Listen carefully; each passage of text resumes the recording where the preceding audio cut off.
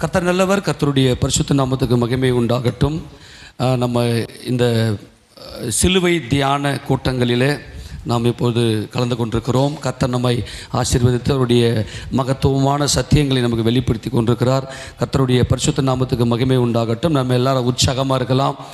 ஏன்னா நமக்கு இந்த சத்தியங்கள்லாம் நம்ம தெரிந்தால்தான் நாம் தேவனுடைய ராஜ்யத்தில் அவருடைய பிள்ளைகளாய் அவரோடு கூட என்னென்னைக்கும் அவருடைய வாசமாக இருக்க முடியும். அதற்காகத்தான் தேவன் நமக்கு சத்தியங்களை வெளிப்படுத்தி கொடுத்துருக்கிறார். அதனால் சந்தோஷமாய் ஒரு சில கேள்விகளோடு, நமக்குள்ளே நிறைய கேள்விகள் எழும்புச்சுன்னா அதுக்கு தேவன் விடை கொடுப்பார். ஆமேன் சொல்லுங்க. ஏன் ஓசன்னா? ஏன் ஓசன்னா? ஓசன்னா அப்படின்னா என்ன அர்த்தம்? எங்களை ரட்சியும் இல்லையா? எங்களை ரட்சியும், எங்களை சேவ் பண்ணுங்க, எங்களை ரட்சிங்க, எங்களுக்கு விடுதலை கொடுங்க அப்படின்னு அர்த்தம். அப்போ ஏன் உன்னதத்தில் ஓசன்னா? அதே நம்ம பார்த்தோம். ஏன்னா நம் தேவன் சமாதானத்தின் தேவன். கரங்களை உயர்த்தி ஆமென் சொல்லலாம் அதுக்காக.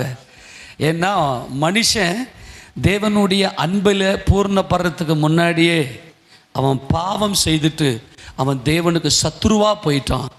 ஆனால் தேவன் மனுக்குலத்தின் மேலே வைத்திருக்கிற தமது அன்பினாலே அவர்தான் முதல்ல சமாதானத்தின் கரத்தை நீட்டினார். தம்முடைய குமாரனாகி இயேசு கிறிஸ்துவை மனுக்குல மீட்பிற்காக கொடுத்து. ஆமெனா?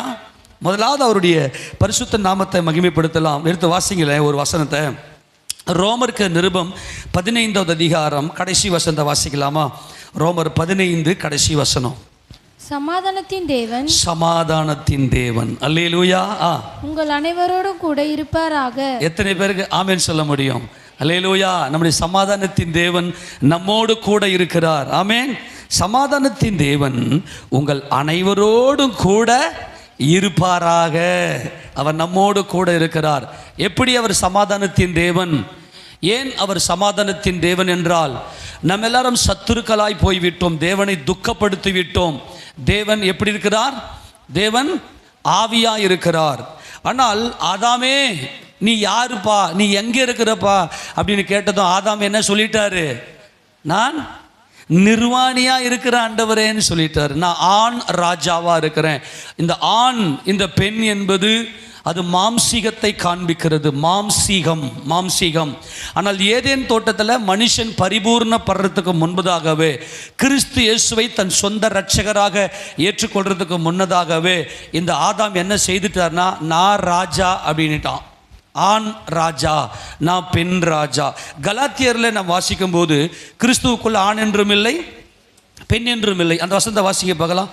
கிறிஸ்துவுக்குள் ஆண் என்றும் இல்லை, பெண் என்றும் இல்லை, யூதன் என்றும் கிரேக்கன் என்றும் இல்லை. எடுத்து வாசிங்க 3:28 வாசிங்க பார்க்கலாம். யூதன் என்றும் கிரேக்கன் என்றும் இல்லை, அடிமை என்றும் சுயாதீனம் என்றும் இல்லை, ஆண் என்றும் பெண் என்றும் இல்லை, நீங்கள் எல்லாரும் கிறிஸ்து இயேசுவுக்குள் ஒன்றாய் இருக்கிறீர்கள். கொஞ்சம் கவனிங்களா. ஏதேன் தோட்டத்தில் தேவன் நம்மை படைத்த நோக்கம் என்னன்னா, நம்ம எல்லாரும் கிறிஸ்துவுக்குள்ள ஒன்றாக இருக்கிறோம். ஆண் என்றும் பாகுபாடு இல்லை, பெண் என்றும் பாகுபாடும் இல்லை. இது எப்பொழுது நமக்கூட இந்த அனுபவம் வரும் அப்படின்னா, இயேசு கிறிஸ்து தேவன். ஆமென். இயேசு கிறிஸ்து என் இரட்சகர், இயேசு கிறிஸ்து தேவாதி தேவன், அவர் தேவனுடைய குமாரன் என்கின்ற அந்த ரகசியத்தை நம்முடைய இருதயத்துக்குள்ள, அவரை நம்முடைய ஜீவனில் கலக்கும் போது தான் ஆண் என்றும் இல்லை, பெண் என்றும் இல்லை என்கின்ற தேவ பிள்ளை. ஆமெனா? சொல்லுங்க பாருங்க, நம்மளாம் யாருங்க? தேவ பிள்ளை. அப்போ அந்த தேவ பிள்ளை என்கின்ற அந்த அனுபவத்தை நாம் பெற்றுக்கொள்ள முடியும். அப்போ அந்த அனுபவத்தை நம்ம பெற்றுக்கொள்ளணும்னா கிறிஸ்து நமக்காக மரிக்க வேண்டும். சரி, அப்போ ஏன் உன்னதத்திலே ஓசன்னா என்று மனுக்குலம் பாட வேண்டும்? சொல்லுங்க, ஆன்சர் சொல்லுங்க பார்க்கலாம். மனுக்குலம் என்ன ஓசன்னா பாடணும்? சொல்லுங்க. மனுக்குலம் என்ன ஓசன்னா பாடணும்? உன்னதத்திலே ஓசன்னா அப்படின்னா என்ன அர்த்தம்? உன்னதத்திலே ஓசன்னா அப்படின்னு என்ன அர்த்தம்? தேவனே, உம்முடைய குமாரனாகிய தேவ ஆட்டுக்குட்டியாகிய இயேசு கிறிஸ்து எங்களுக்காக பலியாகணும். ஆமெனா? நல்லா கவனிங்க, இதை நல்லா புரிஞ்சுக்கணும். ஏன்னா தேவன், சமாதானத்தின் தேவன், நம்மேல அன்பு வைத்து தம்முடைய குமாரனை இரட்சகராக அந்த ரட்சகர் அப்படின்ற அந்த வார்த்தை வரும்போது யாஷாக் இல்லையா, அந்த ரட்சகர். உங்களுக்கு இன்னைக்கு கிறிஸ்து என்னும் ரட்சகர் தாவீதின் ஊரிலே பிறந்திருக்கிறார் அப்படின்னு சொன்னதும் பரலோக சேனையே இறங்கி வந்து என்னன்னு பாடுச்சு, உன்னதத்தில் இருக்கிற தேவனுக்கு மகிமையும் பூமியிலே சமாதானமும் மனுஷர் மேல் பிரியமும் உண்டாவதாக, தேவன் தம்முடைய அன்பை மனுஷர் மேல் விளங்க பண்ணினார் என்று சொல்லி தேவனுடைய இருதயம் கலிகூர்ந்தது, சந்தோஷத்தினாலே பொங்கினது. காரணம் என்ன தெரியுமா? இந்த சத்துருக்களாய், அதாவது நிர்வாணிகளாய் போன இந்த மனுக்குலத்தை என் குமாரன் மூலமாய் நான் ரட்சிக்கிறேன். ஆமெனா, என் குமாரன் மூலமாய் நான் ரட்சிக்கிறேன். இவர்கள் எல்லாரும் என்ன செய்கிறாங்கன்னா, மரித்து தேவ பிரசன்னம் இல்லாத பாதாளத்துக்கு ஓடிக்கொண்டிருக்கிறார்கள். அதெல்லாம் நம்ம பார்த்தோம். ஆனால் கர்த்தர் தேவன் நம்மேல் அன்பு வைத்து தம்முடைய குமாரனை அனுப்பி அவர் ரட்சிப்பினாலே நம்மை அலங்கரிக்கிறார். சரி, இப்போ இஸ்ரவேல் ஜனங்கள், அதாவது தேவ ஜனங்கள், அதாவது மனுக்குலம் உன்னதத்திலே ஓசன்னா என்று சொல்லி பாட வேண்டும். இவர்கள் தங்களுடைய அந்த நிர்பந்தமான நிலையை உணர்ந்து தேவனை நோக்கி, என் தேவனே நீர் எங்களை ரட்சியும் என்று சொல்லி இவர்கள் பாட வேண்டும். அப்படி பாடலை, அப்படி ஓசன்னா சொல்லலை அப்படின்னாக்கா தேவன் அமைதியாக தான் இருந்திருப்பார் போல் இருக்கு இல்லையா? என்ன, அவர் ரட்சிப்பை கொடுத்துட்டாரு. இவர் தான் எங்கள் ரட்சகர். ஒரு மனுஷன் தேவனுடைய சிங்காசனத்தின் வலது பாரசத்தில் உட்காரணும், எங்களுக்காக பரிந்து பேசுறதுக்கு ஒரு மனுஷன் பரலோகத்தில் இருக்கணும். உன்னதத்திலே ஓசன்னா, ஓசன்னா என்றால் ரட்சியும். அதாவது இந்த மாம்சத்தோடும் இரத்தத்தோடும் வந்திருக்கிற இந்த இயேசு உம்முடைய குமாரன், எங்கள் பாவங்களை எல்லாம் உம்முடைய குமாரன் மேல சுமத்தி பரலோகத்திலே சமாதானத்தையும், ஆமென், இந்த தேவ ஆட்டுக்குட்டியை சாகடித்து, இந்த பஸ்கா ஆட்டுக்குட்டியை சாகடித்து செத்து சமாதானத்தை உண்டு பண்ணும் ஆக்கினை இவர் மேல சுமத்தி பரலோகத்தில் சமாதானத்தையும், நாம் தேவனுக்கு சத்துருக்களாய் இருக்கையில் அவருடைய குமாரனுடைய மரணத்தினாலே நம்மை ஒப்புரவாக்கி, ஆமென் ஆமென். அந்த வசனத்தை வாசி, ரோமர் 5:10. இதெல்லாம் கேள்வி கேட்டு நம்ம எழுப்பி போனோம், அப்பதான் நமக்கு நல்லா மகிமையா இருக்கு. வாசிங்க. நாம் தேவனுக்கு சத்துருக்களாய் இருக்கையில், அம்மா இது பயங்கரம் இல்ல, நாம் தேவனுக்கு சத்துருக்களாய் இருக்கையில் அவருடைய குமாரனுடைய மரணத்தினாலே அவருடனே ஒப்புரவாக்கப்பட்டோம். யாரோட ஒப்புரவாக்கப்பட்டோம்? மரணத்தினாலே ஒப்புரவாக்கப்பட்டோம், சமாதானமாக்கப்பட்டோம். அவங்க என்னன்னு பாடினாங்க இந்த ஓசன்னா பவனியில இஸ்ரவேல் ஜனங்கள்?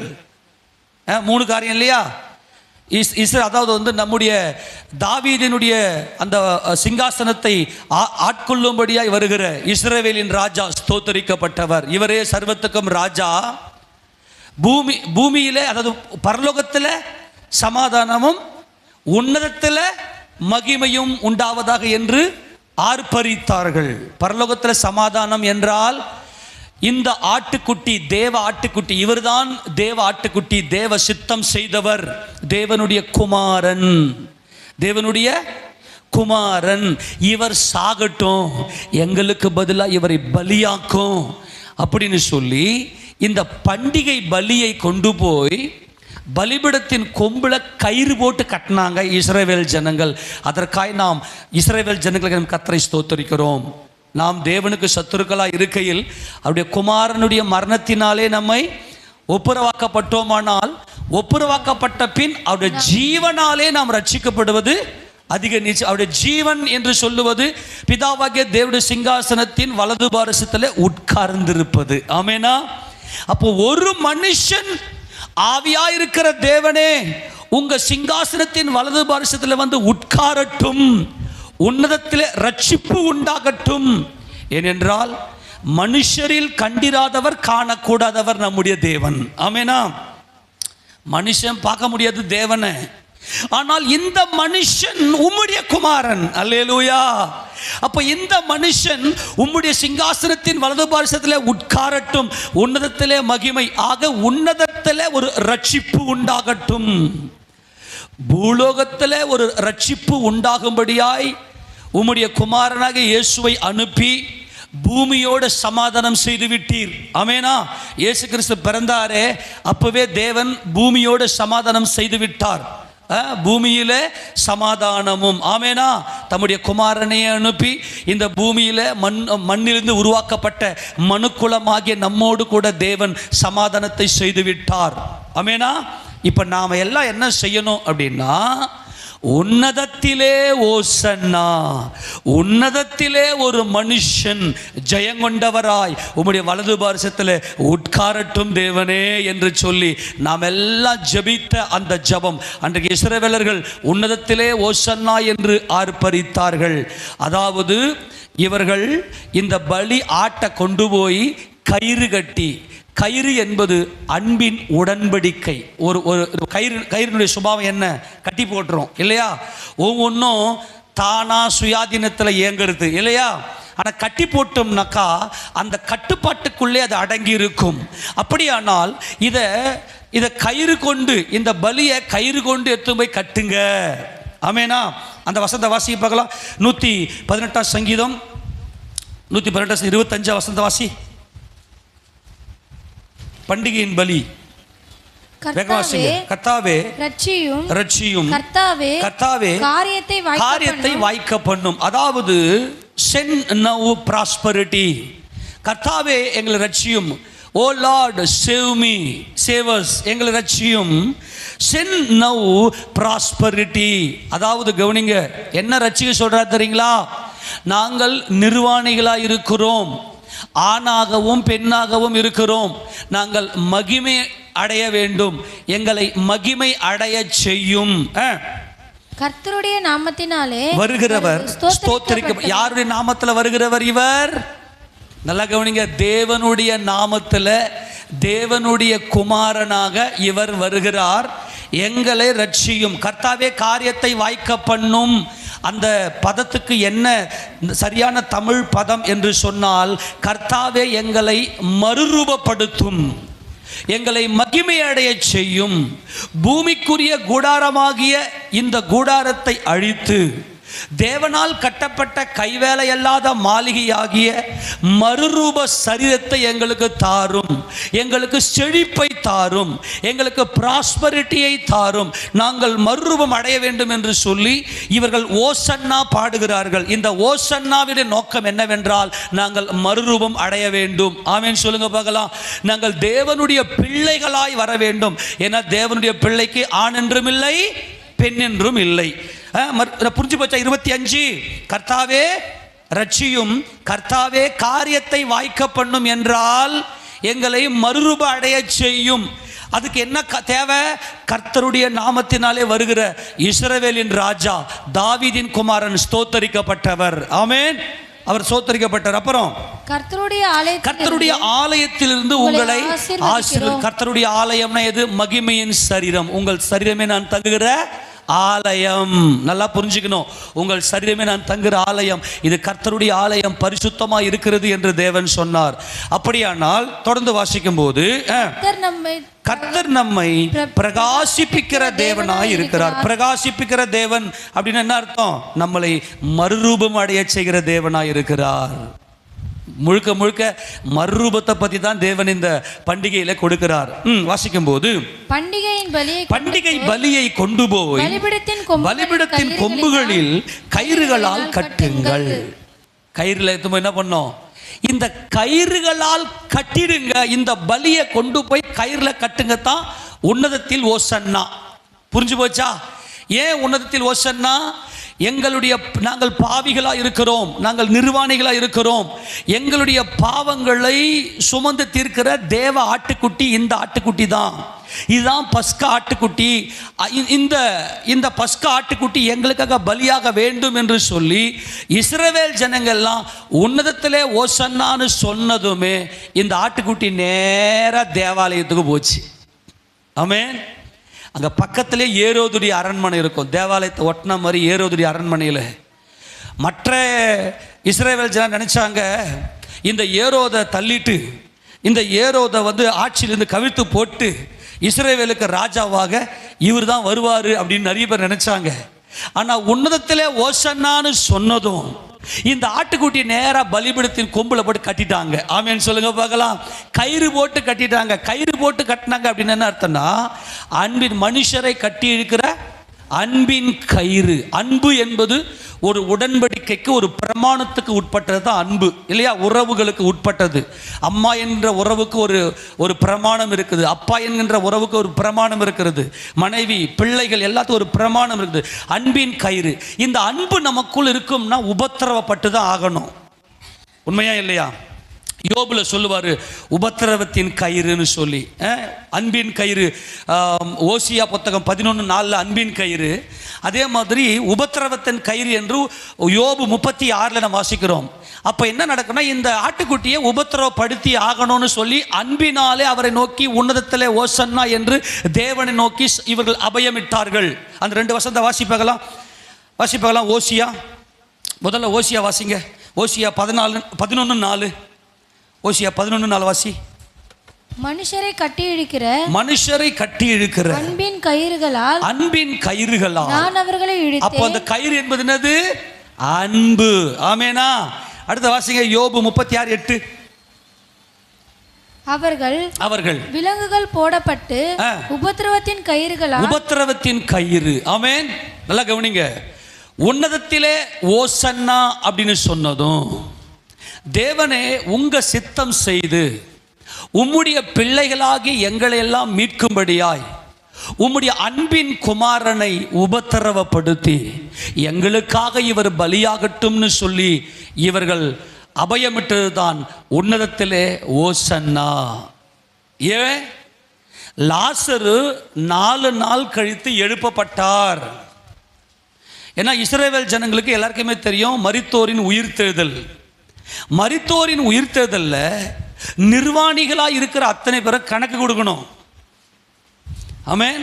சகலமும் அவருடைய பார்வைக்கு நிர்வாணியாயும் வெளியரங்கமாயும் இருக்கிறது. அப்போ இவங்க என்ன செய்தாங்க அப்படின்னா, ஒரு மனுஷன் பரலோக ராஜ்யத்துக்குள்ளே வர வேண்டும் என்றால் இவரை ரட்சியும், இவரை சிலுவைக்கு அனுப்பி எங்கள் பாவங்களை சுமந்து தீர்த்து உம்முடைய குமாரனாக உம்முடைய வலது பாரசத்தில் உட்கார வையும். அதுதான் உன்னதத்திலே ஓசன்னா. உன்னதம் ஏனென்றால் தேவன் ஆவியா இருக்கிறார். மனுஷரால் காணக்கூடாதவர், கண்டிராதவர். அந்த வசனத்தை வாசிங்க. அதுதான் ஓசன்னா. இந்த ஓசன்னா ஏன் என்பதை நல்லா உணர்ந்து கொள்ள வேண்டும். 1 தீமோத்தேயுக்கு நிருபம் 6வது அதிகாரம் அதில் 15-16 வாசிக்கலாம். அந்த பிரசன்னமாகுதலை தேவன் தம்முடைய காலங்களில் வெளிப்படுத்துவார். அவரே நித்தியானந்தமுள்ள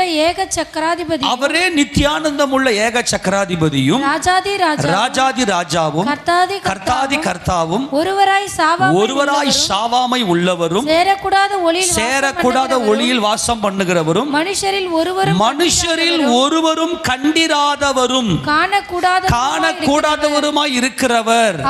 அவருக்கே கனமும் நித்திய வல்லமையும் உண்டாயிருப்பதாக. ஆமென். மனுஷரில் கண்டிராதவர் தேவன், காணக்கூடாது. ஏன் மனுஷனால் தேவனை பார்க்க முடியாது சொல்லுங்க? மனுஷன் யாரா இருக்கிறான்? நிர்வாணியா இருக்கிறான். இப்ப புரிஞ்சுக்க முடியுதா இல்லையா? அவன் மாம்சத்தில் இருக்கிறான், நிர்வாணி என்று சொல்லிவிட்டான். மனுஷரால் கண்டிராதவர், காணக்கூடாதவர். ஆனால் தேவனே உம்முடைய அன்பு பெரியது. அல்லேலூயா. நாங்கள் எல்லாரும் உம்மை முகமுகமாய் தரிசிக்கும்படியாய், இந்த மனுக்குலம் உம்மை அப்பா என்று அழைக்கும்படியாய் உம்முடைய குமாரனாகிய இயேசுவை இந்த பூமிக்கு அனுப்பியிருக்கிறீர். இவர் மேல் எங்கள் பாவங்களை சுமத்தும், இவர் எங்களுக்காக பலியாகட்டும். அதுதான் பரலோகத்திலே சமாதானமும் உன்னதத்திலே மகிமை என்பது.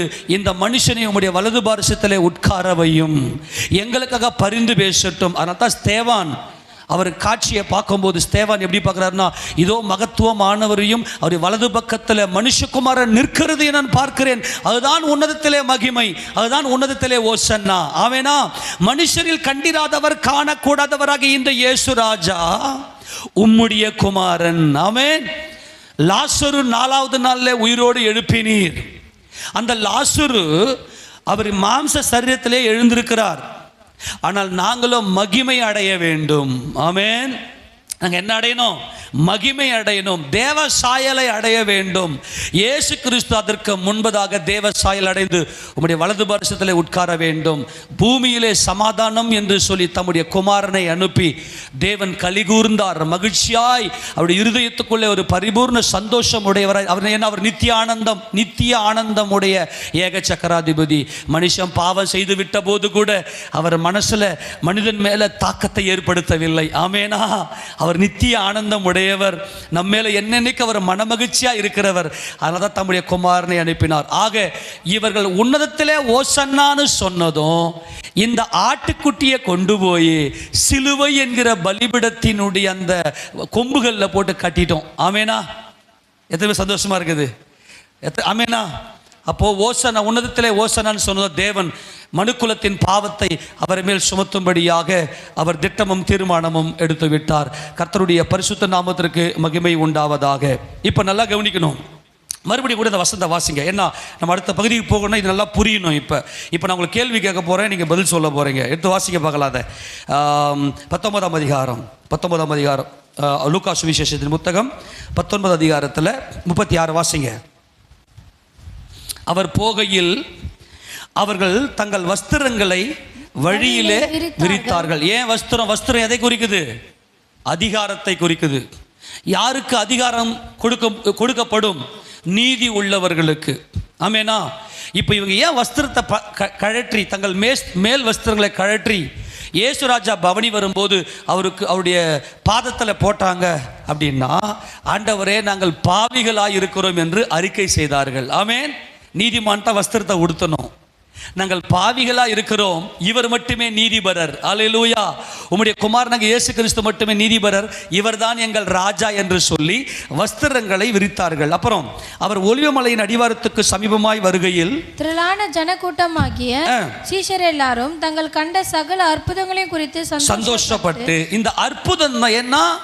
ஒரு மனுஷனோட தேவன் இல்லாவிட்டால் அற்புதத்தை செய்ய முடியாது. நேற்று நம்ம பார்த்தோம், ஞாபகப்படுத்திக் கொள்ளுங்க. ரொம்ப முக்கியமானது. ஏன் உன்னதத்திலே ஓசன்னா அப்படின்னாக்கா, தேவனே உம்முடைய குமாரனாகிய இயேசு கிறிஸ்துவாகிய ஆட்டுக்குட்டியின் ரத்தத்தினாலே எங்களை ரட்சியும். இதுதான் ஓசன்னா. ஆமேனா. புரிஞ்சு போச்சா?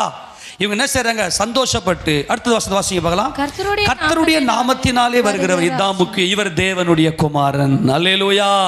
இவர் தேவனுடைய குமாரன், இவர் எங்கள் ராஜா, ஸ்தோத்தரிக்கப்பட்டவர். அப்புறம் பரலோகத்திலே சமாதானமும் உன்னதத்திலே மகிமையும் உண்டாவதாக என்று மிகுந்த சத்தத்தோட தேவனை புகழ்ந்தார்கள். ஆக ஒரு மனுஷன் பரலோகத்துக்குள்ளே வரும்படி ரட்சியும். ஆமேனா. எங்களை ரட்சிக்கும்படி இவரை பலியாக்கும். ஆமேன் சொல்லுங்க. அதுதான் ஸ்தேவான் பார்க்கிறார். அதையும் வாசிக்க பார்க்கலாம். 7ஆம் அதிகாரம் அப்போஸ்தலர் நடபடிகள் புத்தகத்தில் அங்கே 55 வாசிக்க பார்க்கலாம். 55. அவன் பரிசுத்த ஆவியினாலே நிறைந்தவனாய் வானத்தை அண்ணாந்து பார்த்து தேவனுடைய மகிமையும் தேவனுடைய வலது பாரசத்தில் இயேசுவானவர் நிற்கிறதையும் கண்டு, அல்லேலூயா, இதோ வானங்கள் திறந்திருக்கிறதையும் மனுஷகுமாரன் தேவனுடைய வலது பாரசத்தில் நிற்கிறதையும் காண்கிறேன் என்று சொன்னாரே. இதுதான் உன்னதத்திலே ஓசன்னா. ஆமெனா. உன்னதத்தில் பெத்லகேமில் பிறந்து நாசரேத்து ஊர்ல வளர்ந்த நசரேனாகிய இயேசு, அல்லேலூயா, அவர் உன்னதத்தில் தேவனுடைய சிங்காசனத்தின் வலது பாரசத்தில் உட்கார்ந்திருக்கிறார். எதற்காக உட்கார்ந்திருக்கிறார்? இந்த மனுக்குலத்துக்காக பரிந்து பேசி கொண்டிருக்கிறார். அல்லேலூயா. என் பேரை சொல்லி, என் தேவனே, என் சகோதரனாகி இவனுக்காக நான் பலியாகிட்டோம்பா, இவன் பாவத்தை நீ பார்ப்பது இல்லை, இவனை உம்முடைய மகனாக சேர்த்து கொள்ளும் என்று சொல்லி அவர் நமக்காக பரிந்து பேசி கொண்டிருக்கிறார். ஆமென். நம்ம பாவம் செய்யாதபடிக்கு நான் இதை சொல்லுகிறேன் என்று சொல்லி அப்போஸ்தலர் யோவான் சொல்வதை பார்க்கிறோம். எடுத்து வாசிக்க பார்க்கலாம் அந்த வசனத்தை. 1 யோவான் 2ஆம் அதிகாரம் 1வது வசனத்தை வாசிக்க பார்க்கலாம். 1 யோவான் 2ஆம் அதிகாரம் 1வது வசனம்.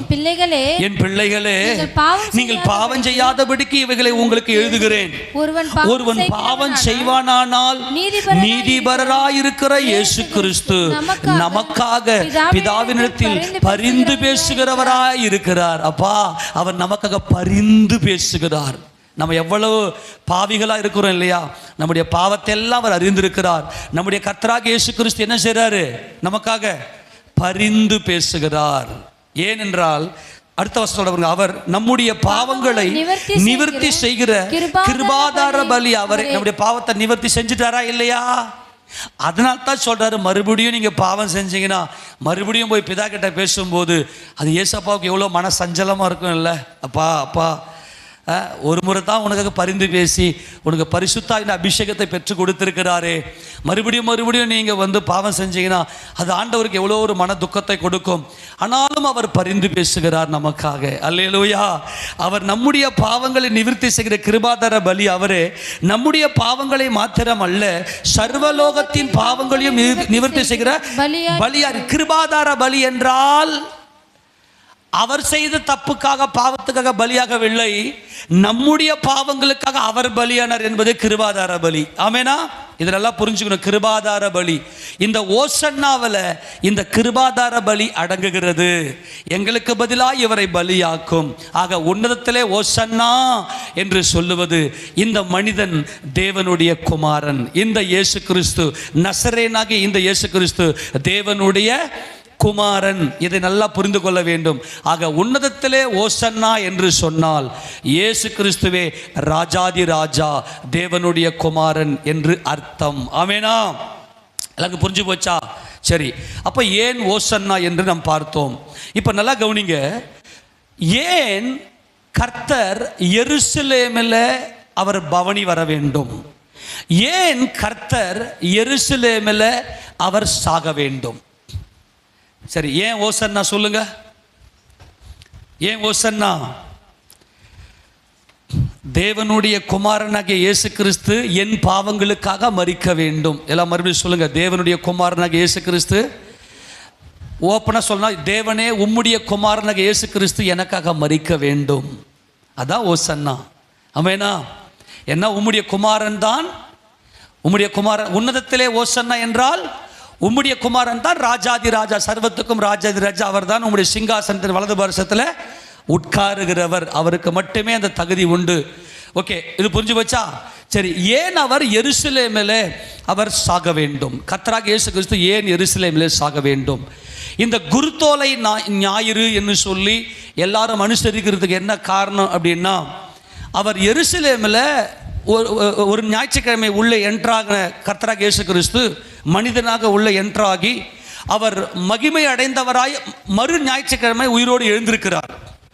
அப்ப எருசலேமுக்குள்ள கர்த்தராகிய இயேசு கிறிஸ்து உள்ளே வருகிறார். ஏன் கர்த்தராகிய இயேசு கிறிஸ்து எருசலேமிலே மரிக்க வேண்டும்? ஒரு வசந்த வாசிங்க. லூக்கா சுவிசேஷம் 13ஆம் அதிகாரம். லூக்கா சுவிசேஷம் 13ஆவது அதிகாரத்தில் ஏரோது இயேசு ராஜாவை கொல்ல வகை தேடுகிறான் அப்படின்னு சீஷர்கள் சொல்லுவாங்க. அதுக்கு வாசிங்க பார்க்கலாம். அதுக்கு ஏசப்பா என்ன பதில் சொல்றாரு பார்க்கலாம். எங்கிருந்து வாசிங்க தெரியுமா? 31 வாசிங்க. 31. அந்த நாளிலே சில பரிசேயர் அவரிடத்தில் வந்து நீர் இவ்விடத்தை விட்டு போய்விடும், ஏரோது உம்மை கொலை செய்ய மனதாயிருக்கிறான் என்றார்கள். இந்த ஏரோது வந்து வெளியில் இருக்கிறவன். ஏன்னா பிலாத்து தான் யூதர்களுக்கு ராஜாவா இருக்கிறது. இப்ப ஏரோது வந்து மற்ற பிரதேச கல்லேயா அப்படிப்பட்ட அந்த பிரதேசத்துக்கு அவர் ராஜாவாக இருக்கிறார். அதற்கு அவர் என்ன சொல்றாரு பாருங்க. அதற்கு அவர் நான் இன்றைக்கும் நாளைக்கும் பிசாசுகளை துரத்தி வியாதி உள்ளவர்களை சுஸ்தமாக்கி 3ஆம் நாளில் நிறைவடைவேன். இன்றைக்கும் நாளைக்கும் மறுநாளைக்கும் நான் நடமாட வேண்டும். எருசலேமுக்கு புறம்பே ஒரு தீர்க்கதரிசியும் மடிந்து போகிறது இல்லை என்று நான் சொன்னதாக நீங்கள் போய் அந்த நரிக்கு சொல்லுங்கள். கவனிங்க. ஏரோது உங்களை கொலை செய்ய பார்க்குற. இப்போ நீங்கள் வந்து யூதேயாவில் இல்லை, கலிலேயாவில் இருக்கிறீங்க. இப்போ ஏரோது என்ன சொல்கிறான்னா, நான் இந்த இயேசுவை கொலை செய்ய போகிறேன் அப்படின்னு அவன் சொல்கிறான். அதுக்கு ஏசப்பா சொல்கிறாரு, நான் என்னைக்கு நாளைக்கு 3ஆம் நாள் வரைக்கும் இங்கே நான் இங்கே கலிலேயாவில் இருக்கணும். ஏன்னா எருசலேமுக்கு புறம்பே ஒரு தீர்க்கதரிசியும் கொலை செய்யப்பட முடியாது என்று அந்த நரிக்கு போய் சொல்லு, தீர்க்கதரிசி என்று சொல்லுகிறார். இயேசு கிறிஸ்து பவனி வந்தபோது கூட இவர் லாசருவை மரித்தோரிலிருந்து உயிரோடு எழுப்பினார் என்பதை கேட்ட உடனே மற்ற ஜனங்கள் எல்லாம் யாருங்க இவருன்னு கேட்டப்ப, இவர் கலிலேயாவிலிருந்து வருகிற தீர்க்கதரிசியாக இயேசுன்னாங்க. தீர்க்கதரிசியாக இயேசு அப்படின்னாங்க. நல்லா கவனிங்க. முதல்ல தீர்க்கதரிசினா யாரு? தீர்க்கதரிசினா யாரு? தேவன் ஒரு மனிதனோட பேசுவாரே ஆனால் தேவ சத்தத்தை கேட்டு தேவ சித்தம் செய்கிறவன் தான் தீர்க்கதரிசி. ஆமெனா? தேவனை ஒருவனும் ஒரு காலம் கண்டதில்லை. மனுக்குலம் தேவனை மறுதலிக்கிறது. ஆனால் தேவன் தீர்க்கதரிசிகள் மூலமாய் பேசுகிறார். அப்போ தீர்க்கதரிசி என்று சொன்னால் தேவனுடைய வாசல், தேவனுடைய அடையாளம். ஆமெனா? ஓகே, புரிஞ்சு போச்சா? நல்லா கவனிங்க. எருசலேமுக்கு புறம்பே ஒரு தீர்க்கதரிசியும் சாகிறது இல்லை. அப்போ எல்லா தீர்க்கதரிசியும் எங்கே தான் சாகணும்? எருசலேமில் தான் சாகணும். நல்லா புரிந்து கொள்ளணும். ஏன் அவர் ஓசன்னா பாடினாங்க? ஏன் உன்னதத்திலே ஓசன்னா பாடினாங்க? லாசரு மரித்து 4 நாள் கழித்து எழுந்தார். அதுபோல ஆண்டவரே எங்களையும் மறுரூபப்படுத்துங்க. ஓகேவா? அதுதான் உன்னதத்திலே ஓசன்னா. ஏன் எருசலேமில், ஏன் கழுதை குட்டி மேலே பவனி வரணும், ஏன் குருத்தோலை பிடிக்கணும்? இது எல்லாமே பயங்கரமான ஆழமான சத்தியங்கள். இப்போ ஏன் அவர் எருசலேமுக்கு புறம்பே தீர்க்கதரிசிகள் சாவது இல்லை அப்படின்னா, தீர்க்கதரிசிகளோட தேவன் பேசுகிறார். ஆமோஸ் தீர்க்கதரிசியின் புத்தகத்தை எடுத்து வாசிக்க பார்க்கலாம். ஆமோஸ் தீர்க்கதரிசியின் புத்தகத்தில்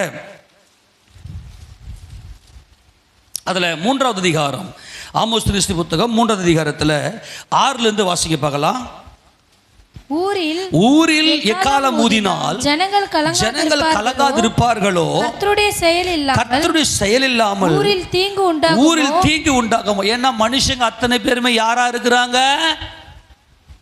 பாவிகளாக, அதாவது நிர்வாணிகளாக, அதாவது தேவனுக்கு சத்துருக்களாக. ஒரு மனுஷன் கூட என்ன பண்றது இல்லை? தேவனுடைய சத்தத்துக்கு கீழ்ப்படுகிறது இல்லை. அப்போ தேவன் என்ன செய்கிறார்னா, நீங்கள்லாம் உங்கள் மனசாட்சியை சாகடிக்கிறீங்க, உங்கள் மனசாட்சியை சாகடித்துட்டு பொல்லாத பாவங்களை செய்கிறீங்க. இப்போ நான் உங்களோடு யுத்தம் செய்ய போகிறேன், உங்களுக்கு நியாய தீர்ப்பை நியமித்திருக்கிறேன் அப்படின்னு எக்காலம் ஊதுறாரு. புரிஞ்சு போச்சா? எக்காலம் எப்போ ஊதுவாங்க? யுத்தத்துக்கு போகும்போது எக்காலம் ஊதுவாங்க. மனுக்குலம் பாவம் செய்துவிட்டு தன் சகோதரனுக்கு தீங்கிழைக்கிறார்கள், தன் சகோதரனை வஞ்சிக்கிறார்கள். அதனால நம்முடைய தேவனாகிய அப்பா, ஆமென், அப்பாவை அறியாதபடினாலே இவர்கள் எல்லாரும் தங்கள் சகோதரர்களுக்கு பாவங்களை செய்கிறார்கள். தங்கள் சகோதர இரத்த கரை அவள் கைகளில் இருக்கிறது. அதனால தேவன் என்ன செய்றார்னா எக்காலம் ஊதுகிறார். நியாய தீர்ப்பு இருக்கிறது. நீ செஞ்ச பாவத்துக்கு ஏத்தற போல நான் உன்னை தண்டிப்பேன் என்று சொல்லி அங்கே எக்காலம் ஊதுகிறார். தொடர்ந்து வாசிக்கும் போது, கர்த்தராகிய ஆண்டவர் தீர்க்கதரிசிகளாகிய தம்முடைய ஊழியக்காரருக்கு தமது ரகசியத்தை வெளிப்படுத்தாமல் ஒரு காரியத்தையும் செய்யார். சிங்கம் கெர்ஜிக்கிறது, யார் பயப்படாதிருப்பான்? கர்த்தராகிய ஆண்டவர் பேசுகிறார். யார் தீர்க்கதரிசி சொல்றார்? கர்த்தராகிய ஆண்டவர் பேசுறாரு, இவன் தீர்க்கதரிசி சொல்றான். அப்படியானால் தேவனோடு நல்ல உறவுல, தேவ அன்புல பூரணப்பட்டு தேவனை தரிசிக்கிற அந்த மனிதனோடு கூட தேவன் பேசுகிறார். அல்லேலூயா. அப்ப தேவனை அறியாதிருக்கிற இந்த ஜனங்களுக்கு தேவனுடைய பிரமாணங்களை, தேவனுடைய அன்பை, தேவனுடைய சித்தத்தை, சொல்ல போனா தேவனுடைய இருதயத்தை எடுத்து காட்டுகிறவர்களே தீர்க்கதரிசிகள். இந்த தீர்க்கதரிசிகள் என்ன செய்வார்கள் என்றால், ஜனங்களை வெட்டுவார்கள், கண்டித்து பேசுவார்கள், கடிந்து கொள்ளுவார்கள். நீங்கள் தேவனுடைய பாதைக்கு விரோதமாக இருக்கிறீர்கள் என்று சொல்லி கண்டித்து உணர்த்துவார்கள். இதற்கு புரிஞ்சு போச்சா? தீர்க்கதரிசி என்றால் தேவன் அவர்களோடு கூட பேசுகிறார். இப்போ எடுத்து வாசிங்க, தீர்க்கதரிசி வேலை என்ன வேலை? 6ஆம் அதிகாரம், ஓசியா புத்தகத்தில் 6வது அதிகாரம் 5வது வசனத்தை வாசிக்கலாம். ஆகையால் தீர்க்கதரிசிகளை கொண்டு அவர்களை வெட்டினேன், என் வாய்மொழிகளை கொண்டு அவர்களை அதம் பண்ணினேன், உன்மேல் வரும் தண்டனைகள் வெளிச்சத்தை போல் வெளிப்படும். அப்ப தீர்க்கதரிசிகளை கொண்டு கர்த்தர் என்ன செய்றாரு? தேவன் என்ன செய்றாரு? பாவம் செய்கிற ஜனங்களை வெட்டுகிறார். நல்லா கவனிங்க. ஏசப்பா ஏன் எருசலேம்ல மரிக்கணும் அப்படின்னா அவர் தீர்க்கதரிசி. ஆமெனா. அவர் தேவனுடைய குமாரன். ஏசப்பாவுக்கு முன்னாடி வந்த தீர்க்கதரிசிகள் உண்டு, ஆனா பரிபூர்ணமாய் தேவசத்தை அந்த தீர்க்கதரிசிகள் செய்யல. அவர்கள் தேவனுடைய வாசலாக பூர்ணமா செயல்படல. எனக்கு முன்னே வந்தவர்கள்லாம் கல்லரும் கொள்ளைக்காரன் சொல்லிட்டாரு. ஆமெனா. தீர்க்கதரிசிகள் தான் தேவன் அனுப்பினார் தானா, பரிபூர்ணப்படல. அவங்க எல்லாம் பரிபூர்ண தீர்க்கதரிசி என் ஆண்டவராகிய இயேசு கிறிஸ்து. ஆமெனா. எத்தனை புரிஞ்சு போச்சு? தீர்க்கதரிசினா தேவனுடைய வாசலாக ஏதோ தேவனுடைய ஒரு பார்ட்டை மட்டும் வெளிப்படுத்தினாங்க. ஆனால் இயேசு ராஜா மட்டுமே தேவனுடைய பரிபூர்ணமான சித்தம் செய்தவர். அதனால் தான் தீர்க்கதரிசிகளை குறித்து ஆண்டவர் பேசும்போது நான் தீர்க்கதரிசின்னு சொல்றாரு. எடுத்து வாசிங்க யோவான் சுவிசேஷத்தின் புத்தகம் 10வது அதிகாரத்தில், 10வது அதிகாரம், யோவான் சுவிசேஷம் 10வது அதிகாரம் 8வது வசனத்தை வாசிங்க பார்க்கலாம். எனக்கு முன்னே வந்தவர்கள் எல்லாரும் கல்லரும் கொள்ளைக்காரரும் இருக்கிறார்கள், ஆடுகள் அவர்களுக்கு செவி கொடுக்கல. ஆமென். இவங்க போய் வெட்டுறாங்க அவங்கள, மனுஷங்களை போயிட்டு டேய் இதை செய்யாதீங்கடா அதை செய்யாதீங்கடா அப்படி பண்ணாதீங்கடான்னு சொல்லிட்டு சொன்னாங்க. ஆனால் ஒருத்தரும் அவங்கள மீட்கவில்லை, அந்த பாவத்தில் மீட்கவில்லை. அவங்களாம் கல்லரும் கொள்ளைக்காரரும் இருக்கிறாங்க. ஆனால் நானே ஆடுகளுக்கு வாசல். அல்லேலூயா. நானே ஆடுகளுக்கு வாசலா இருக்கிறேன். என் பிதாவாகிய தேவனுடைய சித்தத்தை செய்து முடித்து இந்த ஆடுகளை எல்லாம் என் பிதாவின் மந்தையில சேர்க்க வந்திருக்கிறேன். அப்ப நானே ஆடுகளுக்கு வாசல், நானே வாசல். என் வழியாய் ஒருவன் உட்பிரவேசித்தால் அவன் ரட்சிக்கப்படுவான், அவன் உள்ளும் புறமும் சென்று மேய்ச்சலை கண்டடைவான். நான் தான் இந்த ஆடுகளுக்காக என் உயிரை கொடுத்து இந்த ஆடுகளை எல்லாம் அவருடைய மந்தையில சேர்க்க போகிறேன். அப்போ தேவனுடைய வாசலாக தேவனை வெளிப்படுத்துகிறவர்கள், தேவனுடைய நீதி நியாயங்களை எடுத்து பேசுகிறவர்கள் தீர்க்கதரிசிகள். ஆமெனா. இவங்க எல்லாம் எங்க இருக்கிறாங்க அப்படின்னா எருசலேம்ல இருக்கிறாங்க. ஏன்னா எருசலேம் யாருடைய நகரமா இருக்குது? அது தேவனுடைய நகரமா இருக்கிறது. இப்ப ஏசப்பா சொல்லிட்டாரு நான் தான் ஆடுகளுக்கு வாசல் அப்படின்னு. இப்போ எருசலேம் எப்படிப்பட்ட நகரம் என்று எடுத்து வாசிக்க பார்க்கலாம். சங்கீதம் 48:1-2 வாசிங்க. சங்கீதம் 48:1-2 வசனங்கள். கர்த்தர் பெரியவர், கர்த்தர் பெரியவர், அவர் தமது தேவனுடைய நகரத்தில், அவர் தமது தேவனுடைய, நமது தேவனுடைய நகரம். அது நகரம் யாருடைய நகரமா சொல்லுங்க? யாருடைய நகரமா? தேவனுடைய நகரம். நகரத்திலும் தமது பரிசுத்த பர்வதத்திலும் மிகவும் துதிக்கப்படத்தக்கவர் வடதிசையில் உள்ள சீயோன் பர்வதம் வடிப்பமான ஸ்தானமும் சர்வ பூமியின் மகிழ்ச்சியுமா இருக்கிறது. அதுவே மகாராஜாவின் நகரம். ஆக இந்த சீயோன் எங்க இருக்குது? எருசலேம்ல இருக்குது. நல்லா கவனிங்க. எருசலேம் யாருடைய நகரம் என்றால் அது மகாராஜாவினுடைய நகரம். நல்லா கவனிக்கணும், ரொம்ப முக்கியமானது. அது மகாராஜாவினுடைய நகரமா இருக்கிறது. ஆக இந்த எருசலேம் ஏன் மகாராஜாவுடைய நகரம் என்றால் நம்முடைய தேவனுக்கு குடும்பம் தேவை, அதாவது பிள்ளைகள் தேவை. இந்த பிள்ளைகள் எல்லாம் உலகத்தில் இருக்கிற அத்தனை பிள்ளைகளும், நல்ல கவனி, ஆண் பெண் அல்ல, பிள்ளைகள். நல்ல கவனிங்க, பிள்ளைகள் எல்லாரும் தேவனை அப்பா என்று கூப்பிடுகிற அந்த ஒரு சமாதான நகரம் தான் எருசலேம். ஷாலோம் என்றால் சமாதானம். நம்முடைய தேவன் என்ன, எப்படிப்பட்ட தேவன்? சமாதானத்தின் தேவனா இருக்கிறார். யாரா யாரா என்று சொன்னால் த்ரோ, அதாவது வந்து கேஸ்ட், எரிங்க. அதாவது ஓப்பனா சொல்ல போனா ஃப்ளோ as வாட்டர், அதாவது தண்ணீரை போல ஊற்று. எருசலேம் என்று சொன்னால் தண்ணீரை போல சமாதான நதி புறப்பட்டு போகிற நகரம்தான் எருசலேம். நல்லா கவனிக்கணும். தேவன் ஆவியா இருக்கிறார். அண்ட சராசரி சிருஷ்டித்தார். மனிதன் சிருஷ்டிக்கப்பட்டவன், அவன் மாம்சத்தோடும் இரத்தத்தோடும் இருக்கிறான். தேவன் என்ன செய்தார் என்றால் தம்முடைய குமாரனாகிய இயேசு கிறிஸ்துவை இந்த உலகத்துக்கு அனுப்பி இந்த மனுக்குலத்தை ரட்சிக்கிற இரட்சகராக அவரை அனுப்பி அவர் சமாதானத்தை வெளிப்படுத்தி விட்டார். ஆமெனா. பூமியிலே சமாதானம் என்று சொல்லி தேவன் சொல்லிவிட்டார். அவர் தம்முடைய அன்பை வெளிப்படுத்தி விட்டார். இப்போ மனுக்குலம் எல்லாம் யாரெல்லாம் இந்த இயேசு கிறிஸ்து என் இரட்சகர், இந்த இயேசு கிறிஸ்து என் பாவங்களை ரட்சிக்க வந்த இரட்சகர், இயேசு கிறிஸ்து நாமத்தில் தேவன் எங்க அப்பா. சொல்லுங்க, தேவன் எங்க அப்பா. தேவன் என்னுடைய அப்பா என்று சொல்லி இவர்கள் எல்லாரும் என்ன பண்ணணும்?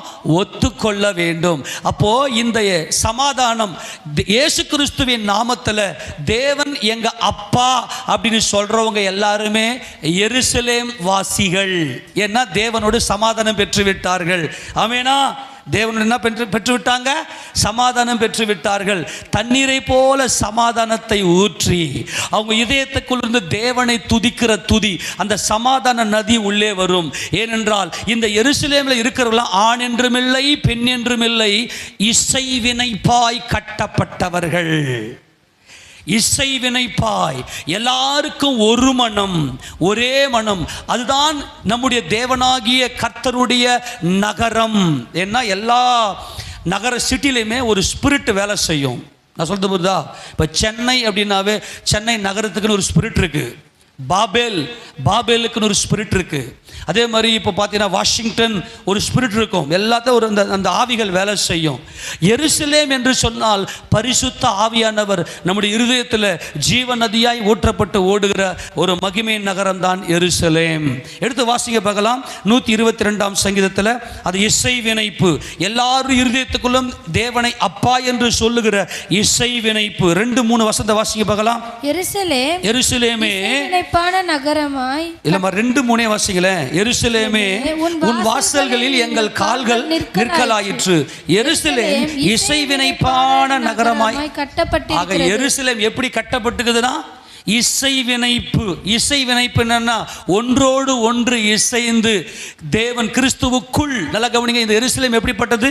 கிறிஸ்துவுக்குள் ஆண் என்றும் இல்லை, பெண் என்றும் இல்லை, நாங்கள் எல்லாரும் தேவனுடைய பிள்ளைகளாய் இருக்கிறோம் இயேசு கிறிஸ்துவின் நாமத்தில். எங்கள் இருதயத்தில் தேவனை அப்பா என்று கூப்பிடுகிற சமாதான நதி புறப்பட்டு ஓடுகிறது. பரிசுத்த ஆவியானவர் எங்கள் இருதயத்தில் ஒரு மகிமையான அப்பாவை துதிக்கிற, அப்பாவின் சித்தத்தை செய்கிற அந்த மகிமை எங்கள் இருதயத்துக்குள்ள சமாதான நதி ஓடிக்கொண்டிருக்கிறது. நாங்கள் எல்லாரும் அப்பாவின் பிள்ளைகளாக இருக்கிறோம். இதுதான் எருசலேம். ஆமென் சொல்லாமா? அப்ப எருசலேம் என்றால் தேவனுடைய நகரம், அது சமாதானத்தின் நகரம். அந்த எருசலேமில் இருக்கிறவர்கள் எல்லாரும் தேவனுடைய பிள்ளைகள். அவர்கள் நிர்வாணிகள் அல்ல,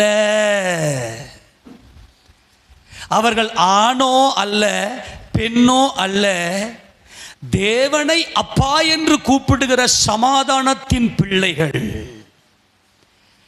எருசலேம் என்று சொன்னால் இயேசு கிறிஸ்துவின் நாமத்தில் என் தேவனை அப்பா என்று அழைக்கிற அந்த சமாதானத்தினுடைய நகரம் தான் எருசலேம். 48வது அதிகாரம் ஏசாயா தீர்க்கதரிசியின் புத்தகம் 48வது அதிகாரம் அதில் 17-18 வாசிக்கலாம். இஸ்ரவேலின் பரிசுத்தராய் இருக்கிற உன் மீட்பரான கர்த்தர் சொல்லுகிறதாவது, பிரயோஜனமாய் இருக்கிறதை உனக்கு போதித்து நீ நடக்க வேண்டிய வழியிலே உன்னை நடத்துகிற உன் தேவனாகிய கர்த்தர் நானே.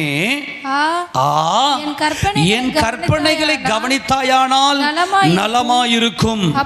அப்பொழுது உன் சமாதானம் நதியை போலும், உன் நீதி சமுத்திரத்தின் அலைகளை போலும் இருக்கும். அல்லேலூயா.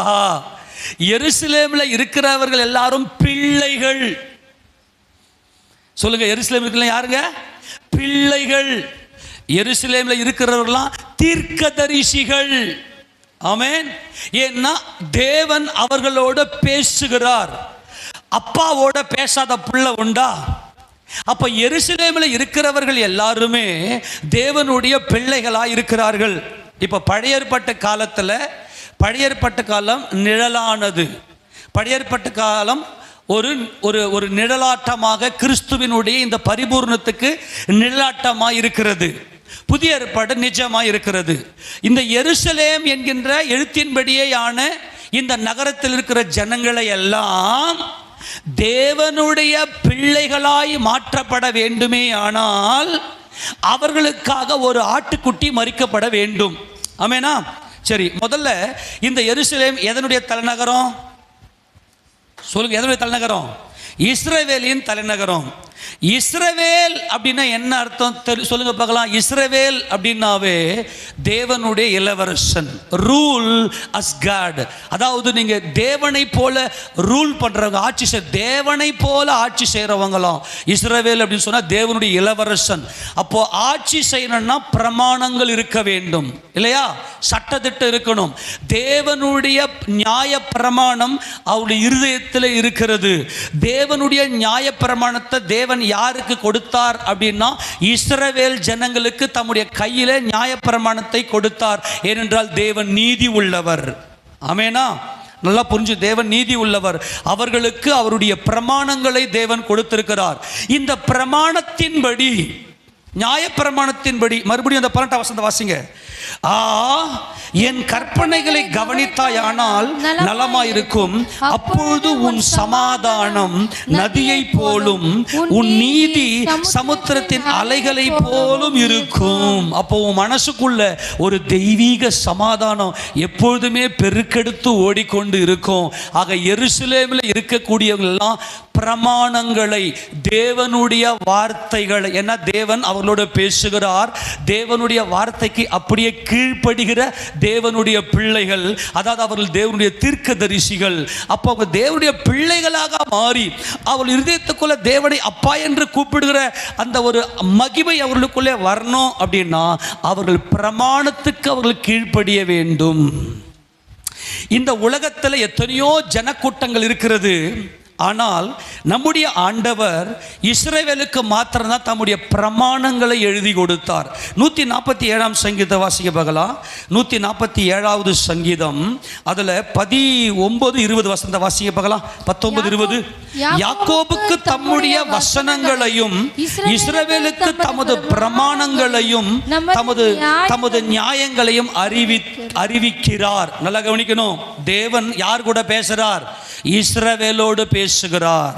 நல்லா புரிஞ்சுக்கணும். இந்த உலகத்திலேயே எத்தனையோ இனங்கள், எத்தனையோ தேசங்கள் உண்டு, எத்தனையோ ஜனக்கூட்டங்கள் உண்டு.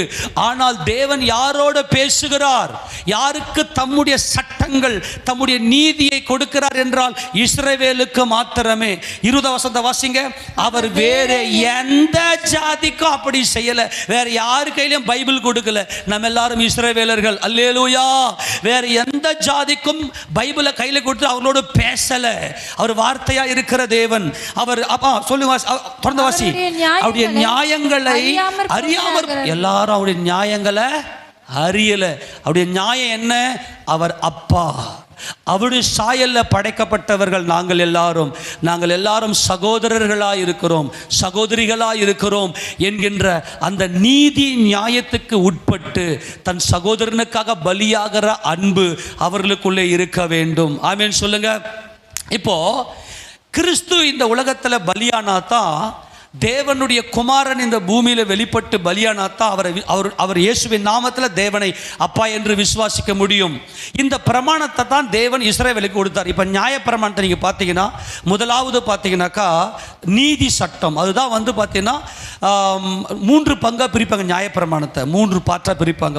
ஒன்று நீதி சட்டம், இன்னொன்று சமுதாய சட்டம், இன்னொன்று சடங்கு சட்டம் இல்லையா. இப்போ நீதியும் சமுதாயத்தையும் சட்டத்தையும் யாரெல்லாம் ஃபாலோ பண்ணலையோ, யாரெல்லாம் இந்த 2 சட்டத்தையும் கடைபிடிக்க முடியலையோ, அவங்க என்ன பண்ண, சடங்கு சட்டத்தின்படி ஒரு ஆட்டுக்குட்டியை பலியாக்கணும். ஆமெனா. அந்த ஆட்டுக்குட்டியை பலியாக்கினது அந்த பாவம் போகும். என்ன, நியாயப்பிரமாணம் தேவனுடையது. அப்போ இந்த நீதி நியாயத்தை என்னால் கடைபிடிக்க முடியல, நாங்கள் நிர்வாணிகளா இருக்கிறோம். என்ன உணரணும் இஸ்ரவேல் ஜனங்க? எங்களால் இந்த நீதி சட்டத்தையும் இந்த சமுதாய சட்டம், நீதி சட்டம் என்பது தேவனிடத்தில் அன்பு கூறுவதும், சமுதாய சட்டம் என்பது மனுஷத்தில் அன்பு கூறுவதும்.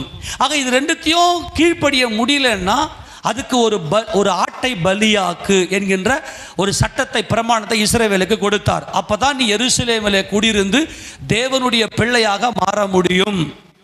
ஆமெனா. அப்போ எருசலேமில் இருக்கக்கூடியவர்கள் எல்லாரும் தேவனுடைய பிள்ளைகளாக ஒரு ஆட்டை பலி செலுத்தணும். அந்த பலி பிரமாணம், பலி சிந்தை தேவன் உடையவராக இருக்கிறார். பலி சிந்தை உடையவராக தேவன் இருக்கிறார். அதே பலி சிந்தை உடையவர்களாக எருசலேம் வாசிகள் மாற வேண்டும். அதனால் தான் கர்த்தர் எருசலேமுக்குள்ள வந்தபோது, உங்களால் இந்த சட்டத்தை கடைபிடிக்க முடியாது, முதலாவது தேவ அன்பும் தேவனுக்குள்ள மனித அன்பும் உங்களால் இருக்க முடியாது, ஏனென்றால் நீங்கள் நிர்வாணிகள், பொய் சொல்லி வஸ்திரத்தை போட்டுக்கொண்டு ராஜாவாக ஆளுகை செய்து கொண்டிருக்கிறீர்கள். ஆனால் உங்களை எல்லாரும் ஆட்டு ரத்தமோ மாட்டு ரத்தமோ உங்களுடைய பாவங்களை போக்காது. உங்களுக்காக பலியாகும்படி வருகிற தேவ ஆட்டுக்குட்டி நானே. ஆமெனா? உங்களுக்காக பலியாகிற தேவ ஆட்டுக்குட்டி நானே. என்னை நீங்கள் விசுவாசித்தால் தான், என்னோடு சிலுவையில் நீங்கள் பலியாகி அடக்கம் பண்ணப்பட்டு உயிர் தெழுந்தால் தான் உங்கள் இருதயத்துக்குள்ள தேவனுடைய அன்பு பெருக்கெடுத்து சமாதானமாய் ஓடும். ஆக எருசலேமில் இருக்கக்கூடியவர்கள், எருசலேம் இசைவினைப்பான நகரம். நீங்க என்ன விசுவாசித்தா தான் நீங்கள் தேவனை அப்பா என்று கூப்பிட முடியும்னு சொல்லி தேவன் தம்முடைய நீதி நியாயங்களை இஸ்ரவேலுக்கு கொடுத்திருந்தார். அந்த நீதி நியாயங்களை அப்படியே ஃபாலோ பண்ணா அவங்க எருசலேமுக்குள்ள வராங்க. எருசலேமில் இருக்கிறதெல்லாம் தேவனுடைய பிள்ளைகள். புரிஞ்சு போச்சா? ஷாலோம், சமாதானம். இப்போ இஸ்ரவேல், அந்த இஸ்ரவேல் ஜனங்க அந்த பலி ஆட்டுக்குட்டியை கயிறு கொண்டு கட்டுறதுக்கு பதிலாய் அவரை புறம்பே தள்ளிவிட்டார்கள். அதனால் தான் அவர் எருசலேமை பார்த்து கண்ணீர் விட்டு அழுதார். எடுத்து வாசிங்க லூக்கா சுவிசேஷத்தின் புத்தகம், லூக்கா சுவிசேஷ புத்தகம் 19வது அதிகாரம். 19வது அதிகாரத்தில் அவர் எல்லாரும் ஓசன்னா பாடுறாங்க. ஆனால் வெளியிலேருந்து வெளி தேசங்களிலிருந்து வந்த அவர்கள் எல்லாமே ஓசன்னா பாடினாங்க, உன்னதத்தில் ஓசன்னான்னு. ஆனால் இஸ்ரவேலில் எருசலேமில் இருந்த ஜனங்கள் என்ன செய்தார்கள்? தொடர்ந்து வாசி 39லிருந்து. அப்பொழுது கூட்டத்தில் இருந்த பரிசேயரில் சிலர் அவரை நோக்கி, போதகரே, உம்முடைய சீஷரை அதட்டும் என்றார்கள். அவர்களுக்கு அவர் பிரதியுத்தரமாக, இவர்கள் பேசாமல் இருந்தால் கல்லுகளே கூப்பிடும் என்று உங்களுக்கு சொல்லுகிறேன் என்றார். கல் அப்படின்னு என்ன அர்த்தம்? வீடு கட்டுகிறவர்கள் ஆகாதென்று தள்ளின கல்லே மூளைக்கு தலைகளாயிற்று. தேவனால் தெரிந்து கொள்ளப்பட்ட ஒரு மனுஷன், தேவன் தங்குகிற ஒரு வீடு இந்த இயேசு கிறிஸ்து. புரிஞ்சு போச்சா? கல் என்றால் கல்லை கொண்டு தான் வீடு கட்டுவாங்க இல்லையா? இது பரீட்சிக்கப்பட்டதும் வெளியேறப்பட்டதும் திட அஸ்திபாரம் உள்ளதுமான சீயோனின் கல். இந்த கல் மூளைக்கல். எருசலேமில் இருக்கக்கூடிய அத்தனை பேரும் கற்கள். ஏன்னா எருசலேம் சமாதான நகரம். எருசலேமில் இருக்கிறவங்க தான் தேவனை அப்பா என்று கூப்பிட முடியும். ஏனென்றால் மூளைக்கல்லாகிய தேவனுடைய மூளைக்கல்லாகிய இயேசு கிறிஸ்துவை தங்கள் இருதயத்தில் தரித்து கொண்டிருக்கிறார்கள். எருசலேம் சமாதானத்தின் நகரம், அது மகாராஜாவின் நகரம், அது தேவனுடைய நகரம், அது தேவனுடைய பரிசுத்த பர்வதமாகிய சீயோன் இருக்கிற நகரம். தேவனுடைய பரிசுத்த பர்வதமாகிய சீயோன் என்பது தேவனுடைய சிங்காசனம். சர்வத்தையும் ஆளுகை செய்கிற, சர்வத்தையும் சிருஷ்டித்த அந்த சீயோன் இருக்கிற நகரம், அந்த நகரம். இப்ப கர்த்தர் வருகிறார். எருசலேமே, சமாதானத்தின் நகரமே, தேவனை அப்பா என்று கூப்பிடும்படியாய் அழைக்கப்பட்ட ஜனமே, நீங்கள் செலுத்துகிறீர்களே பலி, பஸ்காவின் பலி, ஆட்டினுடைய பலி, அது உங்களுக்கு வெள்ளாட்டுக்கடா இளங்காலை இவர்களின் இரத்தத்தினாலே அல்ல, தம்முடைய சொந்த இரத்தத்தினாலே அந்த மகா பரிசுத்த ஸ்தலத்துக்குள்ளே பிரவேசித்து உங்களுக்காக நித்திய மீட்பை உண்டு பண்ணி நீங்கள் தேவனோடு சமாதானமாகும்படியாய் பரிசுத்த தேவனுடைய ஆவியானவர், பரிசுத்த ஆவியானவர் உங்களுக்குள்ளே வாசம் பண்ணும்படியாய் அனுப்பப்பட்ட ஆட்டுக்குட்டி நான். உங்களை அப்பா கிட்ட சேர்க்கும்படியாய் வந்திருக்கிற தீர்க்கதரிசி நான். தேவன் எனக்குள்ளே வாசமா இருக்கிறார், அவர் என்னில் தங்கி இருக்கிறார். அந்த கல் நான். நீங்கள் எல்லாரும் கற்களாய் ஒன்று சேர்ந்து என்னுடைய நாமத்தில், இயேசுவின் நாமத்தில் தேவனை அப்பா என்று, ஆண் என்றும் இல்லை பெண் என்றும் இல்லை, நீங்கள் நிர்வாணிகள் அல்ல, நீங்கள் தேவனுடைய பிள்ளைகளாய் உங்களை தேவனிடத்தில் சேர்க்கும்படி வந்திருக்கிற உன் சகோதரன் நான், உங்கள் யோசேப்பு நான். பென்யமீனே, இப்போது ஆகிலும் நீ என்னை கண்டு கொள்ள மாட்டாயா என்று சொல்லி இந்த பென்யமீன், என்ன எருசலேம் பென்யமீனின் பகுதியில் இருக்கிறது. இந்த பென்யமீன் ஷார்ப்பானவன். அவன் வில்லு அம்பு எய்துவதிலும் அவன் கவன்கல் எறிவதிலும் தேறினவன். ஷார்ப்பாய் நீதி நியாயம் உடையவன். அர்த்தம் நீதி நியாயங்களை உடையவன் இந்த பென்யமீன். பென்யமீனே, யோசேப்பு வந்திருக்கிறேன். யோசேப்பின் கண்கள் குலமாகின. உங்களுக்கு ஜீவனை கொடுக்கிற இந்த யோசேப்பு உன் சகோதரன் என்று அறியாமல் என் காலில் விழுந்து கொண்டிருக்கிறீர்களே இஸ்ரவேலர்களே. உங்களுக்கு ஜீவ ரட்சணையை உண்டாக்கும்படி முன்னே குறிக்கப்பட்டு அனுப்பப்பட்டவர் நான். எருசலேமை பார்த்து கண்ணீர் விடல, கண்ணீர் விட்டு அழுதார். கண்ணீர் விடுறதுனா ஏதோ மனசு கொஞ்சம் ஒரு சின்ன பிரச்சனையில உடைஞ்சி அப்படியே கண்ணீர் வர்றது கண்ணீர் விடுவது. ஆனால் கண்ணீர் விட்டு அழுதுனா இருதயமே உடைக்கப்பட்டு, இருதயமே சுக்குநூறாய் நொறுங்கி, அப்படியே உள்ளமெல்லாம் உடைந்து, அப்படியே தேவனுடைய சமூகத்தில் கண்ணீர் விட்டு அழுதார் நம்முடைய யோசேப்பு. இந்த பென்யமீனுக்காக ஜீவரட்சணையை பெற்றுக்கொண்டு சமாதானத்தை பெற்றுக்கொண்டு இருதயத்தில் அப்பாவை துதிக்கிற அந்த துதி உண்டாகும்படியாய் கண்ணீர் விட்டு அழுதார். வாசி 41. அவர் சமீபமாய் வந்தபோது நகரத்தை பார்த்து அதற்காக கண்ணீர் விட்டு அழுது, கண்ணீர் விட்டு அழுது.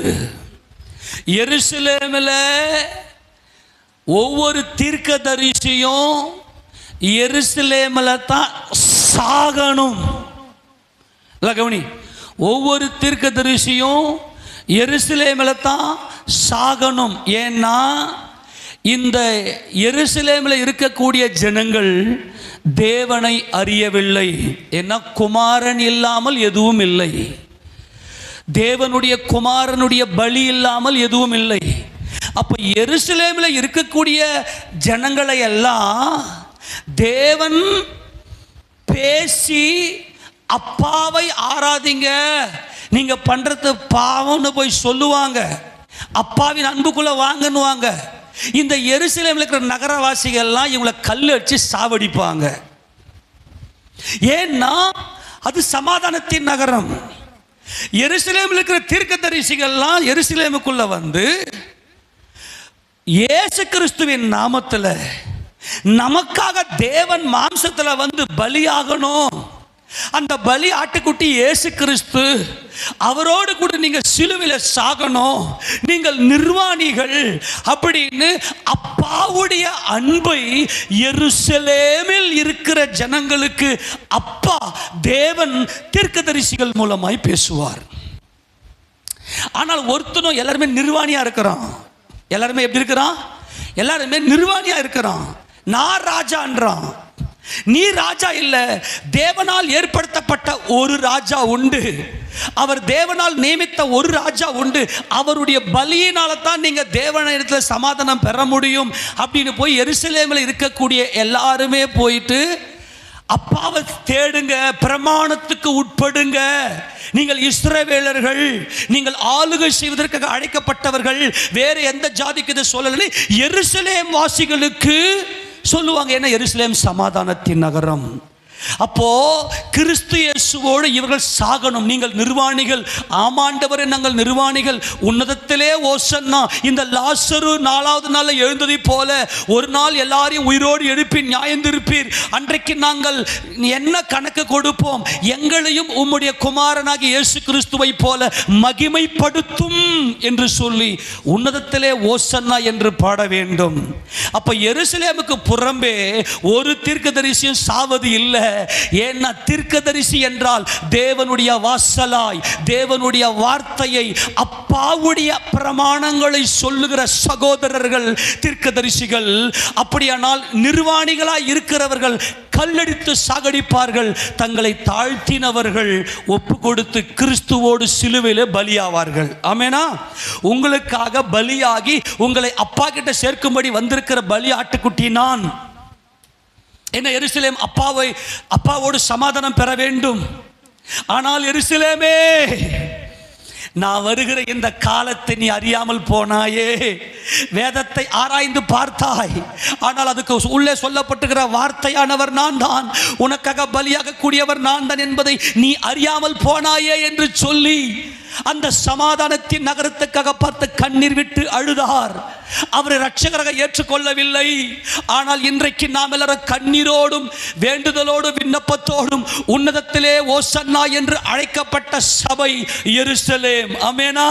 நம்மில் அவர் சமாதானத்தை பெற்று சமாதானத்தை கொடுத்திருக்கிறார். பரிசுத்த ஆவியின் அபிஷேகத்தை கொடுத்து அவரை அப்பா என்று அழைக்கும்படியாய் இயேசு கிறிஸ்துவின் நாமத்திலே சமாதானம் பெற்றிருக்கிறோம். ஆனால் இந்த எருசலேம் நகரத்தார் அப்பாவின் அன்பை சொல்ல வந்த குமாரனை, யோசேப்பை, ஜீவரட்சணையை உண்டாக்கும்படி வந்த இந்த யோசேப்பை இந்த யூதர்கள் தள்ளிவிட்டார்கள். கண்ணீர் விட்டு அழுதார். ஆமென். வாசிங்கத. அவர் சமீபமாய் வந்தபோது நகரத்தை பார்த்து அதற்காக கண்ணீர் விட்டு அழுது. இன்னைக்கும் பார்த்தீங்கன்னா நம்ம வீட்டிலலாம் சண்டை போடுவோம். பார்த்தீங்களா? உன் வீட்டில் இருக்கிற உன் குடும்பத்தாருக்காக, உன் சபையாருக்காக, இந்த உலகத்துக்காக பலியாகி அவர்களுக்கு நற்கிரியை செய்யும்படி படைக்கப்பட்ட நீங்கள் மற்றவங்க மேலே கசப்பு வைப்பீங்களே, அப்பெல்லாம் கர்த்தர் அழுகிறார். அவன் தேவனுடைய பிள்ளை அல்லவா? மற்றவங்களையே தூஷணமாக நினைக்கிறீங்க, மற்றவங்களையே இந்த மாதிரி கசப்பாக பேசுகிறீங்க அப்படின்னு சொல்லி கர்த்தர் கண்ணீர் விட்டு அழுகிறார். ஆமென் சொல்லாமா? அப்போ சபைக்குள் இருக்கக்கூடிய நாம் எல்லாரும் தேவனோடு சமாதானம் பெற்றுக்கிறோம் என்றால், நான் தேவனுடைய பிள்ளை என்றால், எல்லாரும் தேவனால் படைக்கப்பட்டவர்கள். இந்த சமாதானம் தாங்க எருசலேம், அதாங்க சபை. ஆமெனா? நம்ம எல்லாரும் சபையில் இருக்கிறோம், சமாதானம் பெற்றிருக்கிறோம். உனக்கு கிடைத்த இந்த நாளிலாகிலும் உன் சமாதானத்துக்கு ஏற்றவைகள் சொல்லுங்க. எதை ஏற்றவைகளை? சமாதானம். எருசலேமே, சமாதானத்தின் நகரமே. வெறும் எழுத்துல மட்டும் சமாதானத்தின் நகரம் அப்படி எழுத்துல மட்டும் போட்டுக்கின்னு உட்கார்ந்து நிற்கிறீங்க. அதை உண்மையிலேயே பிராக்டிக்கலா செய்யும்படியாய், உங்க வாழ்க்கை நடத்தும்படியாய் நான் வந்திருக்கிறேன். எருசலேமுக்கு உள்ள புறம்பே, எருசலேமுக்கு புறம்பே ஒரு தீர்க்கதரிசியும் மடிந்து போவது இல்லை. ஏனென்றால் நான் தீர்க்கதரிசியாய், இல்லையா, தேவனுடைய குமாரனாய், எனக்கு முன்னே வந்தவங்களாம் கல்லரும் கொள்ளைக்காரமா இருக்கிறார்கள். எல்லாரும் கல்லரும் கொள்ளைக்காரமா இருக்கிறாங்க. ஆனால் நான் மாத்திரம் உன்னை மீட்கும்படி வந்திருக்கிறேன். நல்லா கவனிங்க, இதான் ரொம்ப முக்கியமானது. உன் சமாதானத்துக்கு ஏற்றவைகளை, உன் சமாதானத்துக்கு ஏற்றவைனா என்ன? எனக்காக தெய்வம் மாம்சத்தில் வந்து சாவணும், எனக்காக தெய்வம் மாம்சத்தில் வந்து நியாயப்பிரமாணத்துடைய நோக்கம் என்ன? அன்பு. எனக்காக கிறிஸ்து அவருடைய அன்பை வெளிப்படுத்த வேண்டும். நான் எருசலேமில் தான் குடியிருப்பேன். நெகேமியா நாட்களில் நீங்கள் பார்த்தீங்கன்னா எருசலேமில் குடியிருந்தவர்களுக்காக ஸ்தோத்திரம் பண்ணாங்க. எருசலேம் வந்து ஒரு வறட்சியான ஒரு பூமியாக இருந்தது அந்த நாட்களிலே. ஆனால் அங்கே தேவ பிரசன்னம் அங்கே மகிமையாக இருந்தது. அப்போது உன் சமாதானத்துக்கு ஏற்றவைகள், கிறிஸ்துவினுடைய பலியை குறித்து நீ சிந்தியாமல் போனது என்ன? கிறிஸ்து வந்திருக்கிறேன், எருசலேமில் வருகிற நான் அத்தோடு வெளியே போகிறதில்லை, நான் எருசலேமில் தான் சாகணும், என் சகோதரர்களுக்காக நான் சாகணும். ஆமென் சொல்லுங்க பார்க்கலாம். என் சகோதரர்களை மீட்டெடுப்பதற்காக எங்கள் அப்பாவுடைய நகரம், சமாதானத்தின் நகரமாகிய இந்த எருசலேமில் நான் செத்து ஒவ்வொரு இருதயத்திலும் சமாதான நதியாகிய பரிசுத்த ஆவியானவரை அவள் இருதயத்திலே ஊற்றப்பட வேண்டுமேயானால் நான் சாக வேண்டும். என்னை அவர்கள் விசுவாசிக்க வேண்டும். நாங்கள் நிர்வாணிகள் அப்பா, நாங்கள் நிர்வாணிகளாக இருக்கிறோம், நாங்கள் பாவ சரீரத்தில் இருக்கிறோம், நாங்கள் இந்த மரண சரீரத்தில் இருக்கிறோம், நிர்பந்தமான மனுஷன் நான், இந்த மரண சரீரத்திலிருந்து யார் என்னை விடுதலையாக்குவார் என்று சொல்லி அபயம் விடுகிறவர்களாய் நாங்கள் இருக்கிறோம்.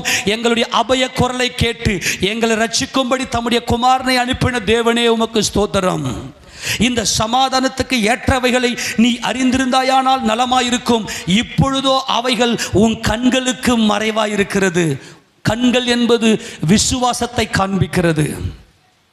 கண்கள் என்பது விசுவாசம். நீ விசுவாசிக்காம போயிட்டியே எருசலேமே.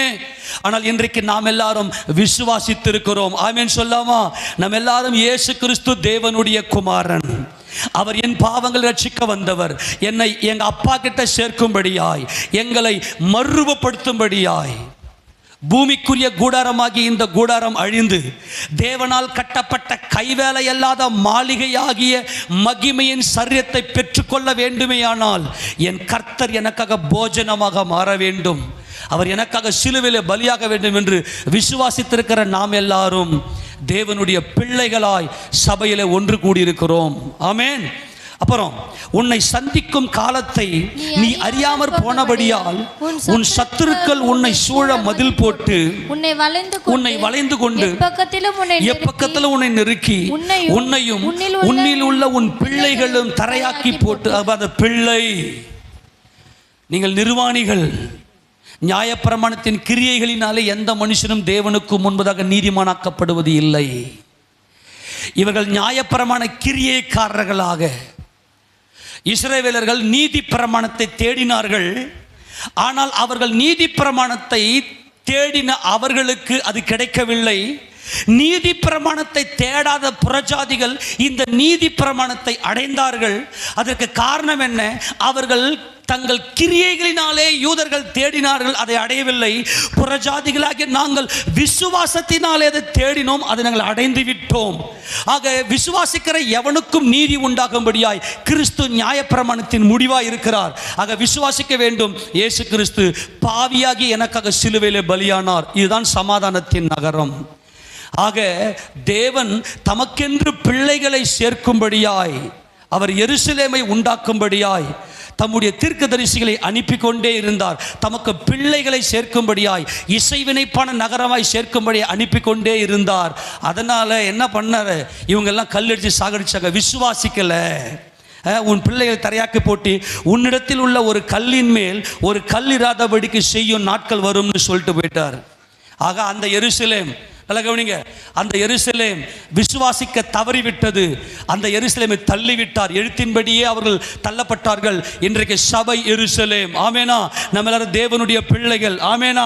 நம்ம எல்லாரும் தேவனை அப்பா என்று கூப்பிடுகிற புத்திர சுவிகாரத்தின் ஆவியை பெற்று இங்கே சமாதானம் பெற்றுகிறது. இந்த எருசலேமை மீட்கிறதுக்காகத்தான் கிறிஸ்து வரப்போகிறார். ஆமேன் சொல்லாமா? அப்போ ஆபேல் முதல் சகரியா வரைக்கும் எங்க செத்தாங்க? எங்க செத்தாங்க? எருசலேம். அப்ப ஆபேலின் காலத்தில் எருசலேம் இருந்துச்சா? இருந்துச்சா? அப்ப ஆபேல் செத்தது எங்கன்னா எருசலேம் தான் செத்துருக்காரு. இப்போ புரிஞ்சு போச்சா விளக்கம்? அதுதான் சத்தியத்தை நல்லா ஆராய்ச்சி பண்ணணும். எடுத்து வாசிங்க, அந்த வசந்த வாசி முடிக்கலாம். இந்த சம்பவத்தை மட்டும் பார்த்து முடிக்கலாம். எடுத்து வாசிங்க மத்திய சுவிசேஷ புத்தகம் 23, மத்திய 23:35 வாசிங்க. வாசி, வேகமா வாசி. நீதிமானாகிய ஆபேலின் ரத்தம் முதல் தேவாலயத்துக்கும் பலிபீடத்துக்கும் நடுவே கொலை செய்த நீங்கள் கொலை செய்த. நல்ல, யார் கொலை செய்த? கவனி. பலிபீடம் எங்க இருக்கு? தேவாலயம் எங்க இருக்கு? எருசலேம்ல சீயோன் மலையில் இருக்கு. சீயோன் என்பது நீதி நியாயங்களை நிலைநாட்டுகிற அந்த நீதியின் பர்வதம். அந்த சீயோன் என்பது ஆளுகை செய்கிற சர்வபூமியின் ராஜா, சர்வபூமிக்கும் ராஜாவா இருக்கிறவர் வீற்றிருக்கிற சிங்காசனம் இருக்கிற இடம் தான் சீயோன். நான் என்னுடைய பரிசுத்த பர்வதமாக சீயோன் மீதில் என்னுடைய ராஜாவை அபிஷேகம் பண்ணி வைத்து, அந்த அபிஷேகம் தான் சமாதான அந்த நீதி நம்முடைய இருதயத்துக்குள்ளே ஓடுவது. அப்ப கர்த்தர் இங்க என்ன சொல்றாருன்னா, நீங்கள் கொலை செய்த. ஏன்னா நீங்க தேவனை விசுவாசிக்க மாட்டீங்கடா. நீங்க தேவனை விசுவாசிக்கிறன்னா என்ன விசுவாசிக்கணும்? என்னை கண்டவன் என் பிதாவை கண்டவன். அல்லேலூயா. இயேசு கிறிஸ்து இல்லாமல் ஒரு அணு அசையாது. என்னையாலே அல்லாமல் உங்களால் ஒன்று செய்ய கூடாது. அப்ப நீங்க என்ன செய்யணும்னா, உங்களுடைய நிர்வாணத்தை சாகடிக்கணும். ஏன்னா தேவன் ஆவியா இருக்கிறார். நான் ஆண் என்கின்ற உணர்வோட அந்த கர்வம், அந்த அகம்பாவம், அது சிலுவையில் சாகடிக்கணும். பெண் என்கின்ற அகம்பாவம் உள்ள இருக்கக்கூடாது. நான் தேவ பிள்ளைன்னு இருக்கணும். நம்ம அதை ஸ்டடி பண்ணும்போது பச்சையாக பேசணும். கர்த்தருக்கு ஸ்தோத்திரம். அந்த ஸ்டடியிலலாம் நீங்கள் இருந்து இப்போ நான் பேச முடியாது. ஏன்னா புதிய ஆத்மாக்கள்லாம் உள்ளே வர காலத்தில் லைட்டில் டச் பண்ணிட்டு போயிடுறேன். பேசினா அவங்களுக்கு இடறிடுவாங்க. ஏன்னா அவங்க சுயநீதியில் மாட்டினுக்கிறாங்க. நாங்கள்லாம் ரொம்ப நீதிமான்கள் அப்படின்னு ஏமாற்றினுக்கிறாங்க. அது உங்கள் மனசை உடைச்சிடும். ஏன்னா அபிஷேகம் பெறாமல் டாக்டரின்லாம் கொடுக்கக்கூடாது. தேவனுடைய பரிசுத்த அந்த அபிஷேகம் இல்லைன்னா இடறிடுவாங்க. அவங்களுக்கு சத்தியம் பேசக்கூடாது. பரிசுத்தத்தை பற்றி பேசக்கூடாது. பேசினா அவங்க கொஞ்சம் இருக்கிற விசுவாசத்தை விட்டு ஓடி போயிடுவாங்க. என்னடா இவர் என்ன பாவின்றாரு, என்ன வேசின்றாரு அப்படின்னு சொல்லிட்டு ஓடி போயிடுவாங்க. ஏன்னா ராகாப் என்கிற வேசி தான் மணவாட்டி. அவளுக்கு தான் சித்திர தையலாட. யார் வருகைக்கு போகிறாங்கன்னா வேசிகள் தான் வருகைக்கு போகிறாங்க. வேசிகள் சல்மோன் கொடுத்த வஸ்திரத்தை தரித்து கொண்டால் தான் அவங்க வருகைக்கு போகிறாங்க. ஆனால் இன்றைக்கி இருக்கிற காலகட்டத்தில் இந்த விசுவாசத்தை பற்றி பேசினா கல்லரிச்சிடுவாங்க. இப்போ கவனிங்க, ஏன்னா ஆதி முதற்கொண்டு இன்னைக்கு வரைக்கும் சத்தியத்தை பேசுகிற ஊழியக்காரனெல்லாம் அடிப்பாங்க, திட்டுவாங்க, அடிப்பாங்க. இவர் என்ன இப்படிலாம் பண்ணுறாரு, இப்படிலாம் பேசுகிறாரு அப்படின்னு ஏதோ ஒரு பழி வந்துக்கினே இருக்கும். அதனால் நல்லா கவனிங்க, இப்போ நமக்கு கிருபையின் சத்தியமாக இந்த பரிபூரணத்துக்குள்ளே போகிறோம். ஏன்னா நீங்கள் கொலை செஞ்சிருவீங்கடா, தீர்க்கதரிசிகள்லாம் கொலை செஞ்சு ஏற்றுக்க மாட்டீங்க. நீங்கள் இவர் என்னுடைய ஊழியக்காரர். கண்டிப்பாக கவனிங்க, சத்தியத்தை பேசணும். தன்னுடைய பெருமையை எடுத்து வெளியே காட்டக்கூடாது. நல்லா கவனிங்க, தன்னுடைய மாம்சிக அந்த அசைவை ஜனங்களுக்கு காட்டி அட்ராக்ஷன் பண்ணக்கூடாது. அதுதான் விக்கிரக ஆராதனை, அது தேவனுக்கு அருவருப்பானது. அப்போ கர்த்தர் சொல்ற நீதிமானாகிய ஆபேல் அப்போ எங்கே இருக்கிறாருன்னா எருசலேமில் தான் இருந்திருக்கிறாங்க. ஏன்னா ஆதாம் ரட்சிக்கப்பட்டவரா? ஆதாம் ரட்சிக்கப்பட்டவரா இல்லையா? இல்லையா? சரி, நாளைக்கு பார்க்கலாம்ண்ணா, டைம் ஆயிடுச்சு. கர்த்தருக்கு ஸ்தோத்திரம். நம்ம பொறுமை. ஏன்னா போன வருஷம் இந்த 8 நாள் எவ்வளோ பெரிய மகிமையான நாள். இந்த கிரியேஷனில் மறுபடியும் ரீக்ரியேஷன் பண்ணுறாரு, ரீபில்டு பண்ணுறாரு நம்மளை, இல்லையா? ரீக்ரியேஷன் பண்ணார். போன வருஷம் நம்ம பார்த்தோம், எத்தனை சந்தோஷமாக இருந்துச்சு போன வருஷம். 2 மணி நேரம் வச்சு பேசுகிறேன். இப்போ நான் அவ்வளோ நேரம் உட்கார வைக்க மாட்டேன், கவலைப்படாதீங்க. எப்படி மறுபடியும் ஆண்டவர் ரீக்ரியேஷன் பண்ணி நம்மளை 8ஆம் நாளுக்கு கொண்டு போனார்னு பார்த்தோம். நம்ம இன்னைக்கு இப்போ இந்த வருஷம் வந்து இதனுடைய ஆழங்களை ரொம்ப டீப்பாக பார்க்க போகிறோம். இன்னைக்கு எத்தனை பேருக்கு சந்தோஷமாக இருக்குது? எருசலேம்னா என்னன்னு? எருசலேமுக்கு புறம்பே ஒரு தீர்க்கதரிசியும் மறிப்பதில்லை. ஏன்? அவங்க தீர்க்கதரிசிகள் அப்பாவுடைய அன்பை சொல்கிறாங்க. இவன் நிர்வாணத்தில் இருக்கிறான், நான் ராஜா, இயேசுவ ராஜா ஏற்றுக்க மாட்டான்.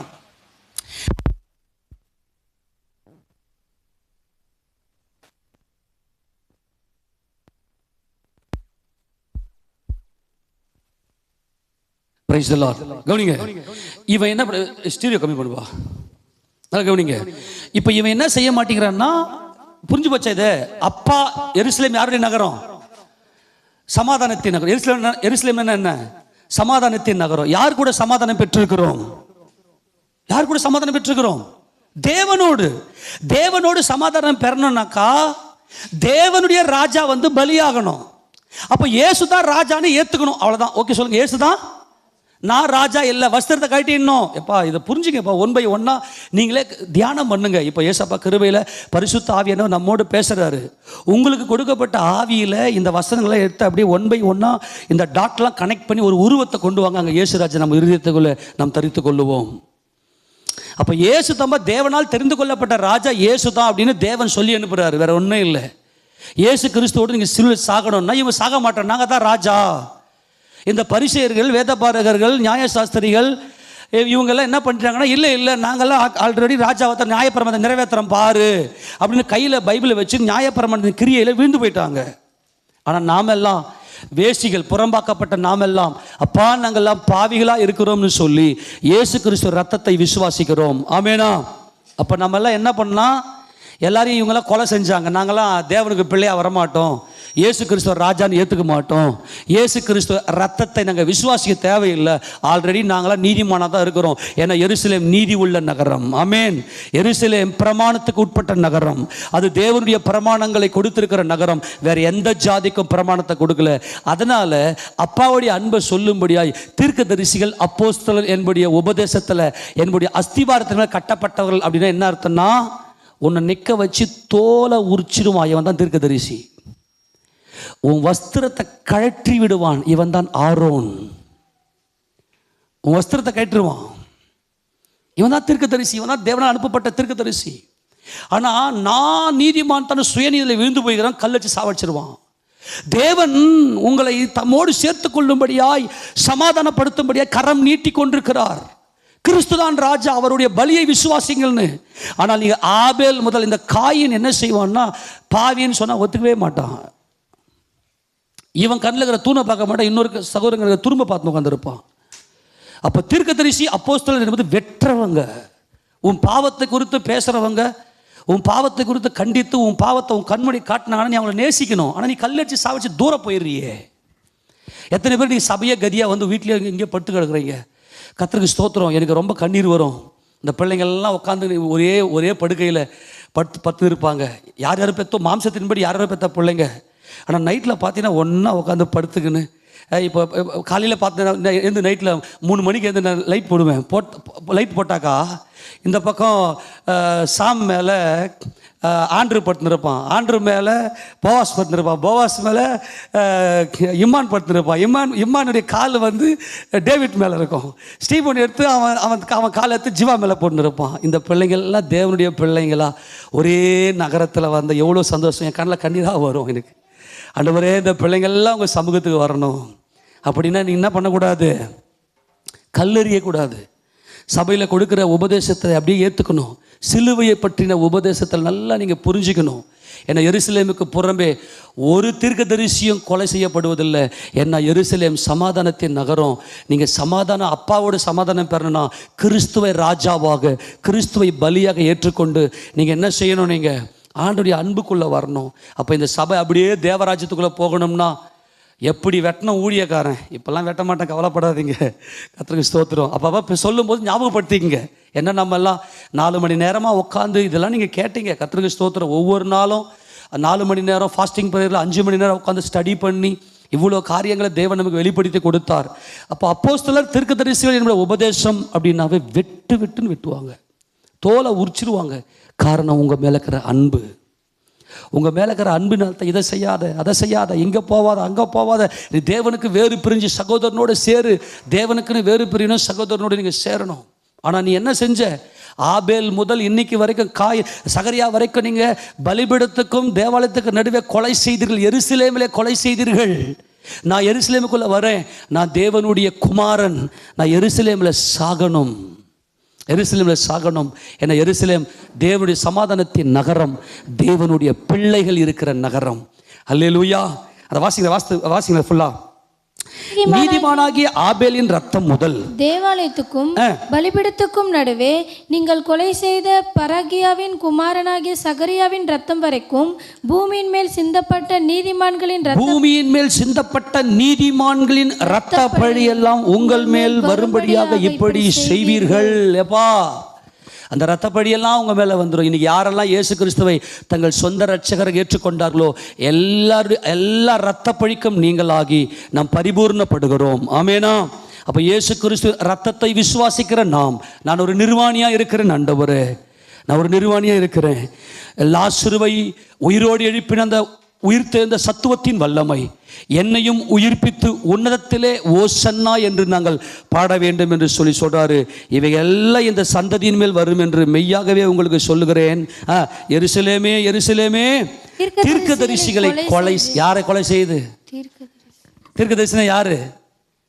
தேவனுடைய வாசல், தேவனுடைய வாசல், தேவனுடைய குமாரர்கள், தேவனுடைய பிள்ளைகள். என்ன தேவன் அவங்களோடு பேசுகிறார். தீர்க்கதரிசிகள் அவங்க வேலையை வெற்ற வேலை. என்ன ஒரு நிர்வாணி, அவருடைய குமாரனாக இயேசு கிறிஸ்துவோடு பலியாகுங்கள். தேவனால் உயர்த்தப்பட்ட ராஜா இயேசு ராஜா, நீ ராஜா கிடையாது. ஆமென். ஆனால் ஒவ்வொருத்தரும் நான் நிர்வாணியாக இருக்கிறேன் என்று சொல்லி ஓடி ஒளிந்து கொண்டான் மனுஷங்க மத்தியில். விருட்சங்களுக்குள்ளே ஒளிந்து கொண்டிருக்கிறவனே வெளியே வா. ஞாபகம் இருக்குதா? விருட்சங்களுக்குள்ளே ஒளிந்து கொண்டிருக்கிறவனே வெளியே வா. அந்த பிரசங்கம் எல்லாம் நல்லா தேவனுடைய அந்த பிரசனத்தை எடுத்து காட்டின சத்தியங்கள். எருசலேமே, எருசலேமே, தீர்க்கதரிசிகளை கொலை செய்கிறவளே. இன்னைக்கு உனக்கு ஒரு ஊழியக்காரன் உண்டா? அந்த ஊழியக்காரன் உன்னுடைய மறுரூபத்தை குறித்த சிந்தை உடையவனா இருக்கிறான். அவன் தான் ஊழியக்காரன். உன்னுடைய மறுரூபம், நீ தேவனுடைய பிள்ளையாய் மறுரூபம் அடைந்து தேவனை சந்திக்க வேண்டும். அப்போ அதுக்காக உன் நிர்வாணத்தை எடுத்து காண்பிக்கணும் உனக்கு. ஆனால் நீ என்ன செய்கிற? தீர்க்கதரிசிகளை கொலை செய்கிற.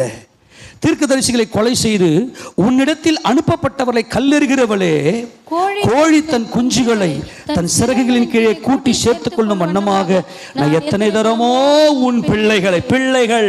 எருசலேம் என்றால் ஷாலோம், ஷாலோம், பிள்ளைகள், சமாதானத்தின் பிள்ளைகள். ஒரு குடும்பத்தில் எப்படி ஒரு அப்பாவுடைய பிள்ளைகள் சமாதானமாக இருப்பார்களோ அப்படி போல சமாதானத்தின் பிள்ளைகள் உன் பிள்ளைகளை கூட்டி என் சிறகின் கீழே என்னுடைய உயிர்த்தெழுந்த வல்லமையில் உன் நிர்வாணத்தை நீக்கும்படியாய் உனக்காக நான் சிலுவை மரத்தில் நிர்வாணமாய் தூக்கப்பட்டு வெளியரங்கமான கோலமாக்கி, அதாவது துரைத்தனங்களையும் அதிகாரங்களையும் உரிந்து கொண்டு, துரைத்தனம் அதிகாரத்தை உரிந்து கொண்டு, உன் வஸ்திரத்தை உரிந்து கொண்டு சிலுவையில் வெளியரங்கமான கோலமாக்கி உன் நிர்வாணத்தை வெளிப்படுத்தி நீ தேவனுக்கு சத்துருவாய் இருக்கிறாய். உனக்கு பதிலாக நான் சிலுவையில் நிர்வாணமாய் தூக்கப்பட்டு உன்னை மீட்டெடுத்து மரித்தோர்ந்து உயிர் தேர்ந்து என் சிறகின் கீழே உன் பிள்ளைகளை கூட்டி சேர்த்துக்கொள்ள மனதாய் இருந்தேன். ஆனால் உனக்கோ மனதில்லாமல் போயிற்று. உனக்கோ மனதில்லாமல் போயிற்று. அந்த எருசலேம் அவரை விட்டு தூர போய்விட்டது. ஆனால் இன்னைக்கு சபையாகிய நாம் எல்லாருமாய் எருசலேமாய் இன்னைக்கு தேவனுடைய சபையில் ஓடி வந்து விட்டோம். அவருடைய அழைப்பின் சத்தம் கேட்டு ஓடி வந்து விட்டோம். இன்னைக்கு நாம் எல்லாரும் தேவனுடைய பிள்ளைகளாக இருக்கிறோம். நாம் விசுவாசிக்க வேண்டும். எருசலேம், நான் எருசலேமில் இருக்கிறேன். என் சகோதரனாகிய இயேசு கிறிஸ்து என் நிர்வாணத்தை போக்கும்படியாய் அவர் எனக்காக பலியானார் என்பதை நாம் விசுவாசிப்போமேயானால் நாம் மறுரூபம் அடைவோம். இதைத்தான் அப்போஸ்தலன் பவுல் சொல்கிறார். அந்த வசனத்தை வாசித்து முடிக்கலாம். எபிரேயர் நிருபம் நீங்கள் எங்கு வந்து சேர்ந்திருக்கிறீர்கள்? எபிரேயர் 12ஆம் அதிகாரம் 22ஆம் வசனத்தை வாசிக்கலாம். வாசிங்க. 22 வாசிங்க. நீங்களோ சீயோன் மலைநிலத்திற்கும் ஜீவனுள்ள தேவனுடைய நகரமாகிய பரம எருசலேம் என்னிடத்திற்கும். எழுத்தின்படியான எருசலேம் அது. இது பரம எருசலேம். ஆமென் சொல்லுங்க. இது என்ன எருசலேம்? நம்ம எல்லாம் ஒன்று கூடுகிற இசைந்த ஆத்துமக்களாய் ஒன்று கூடுகிற சபை பரம எருசலேம். ஆமென் சொல்லுங்க பார்க்கலாம். உலகத்தில் இன்றைக்கு தேவனால் தெரிந்து கொள்ளப்பட்ட சபை, தேவனுடைய பிரமாணங்களுக்கு உட்பட்டு இயேசுவே எங்கள் ராஜா என்று இயேசு ராஜாவை மகிமைப்படுத்துகிற அத்தனை சபையும் பரம எருசலேம். அல்லேலூயா. இன்னைக்கு இருப்பது எருசலேம், ஆனால் இது பரம எருசலேம். நம்ம எல்லாரும் பரம எருசலேம் எடுத்துக்கோம். ஏன்னா அது தேவனுடைய நகரம், அது சமாதானத்தின் நகரம்.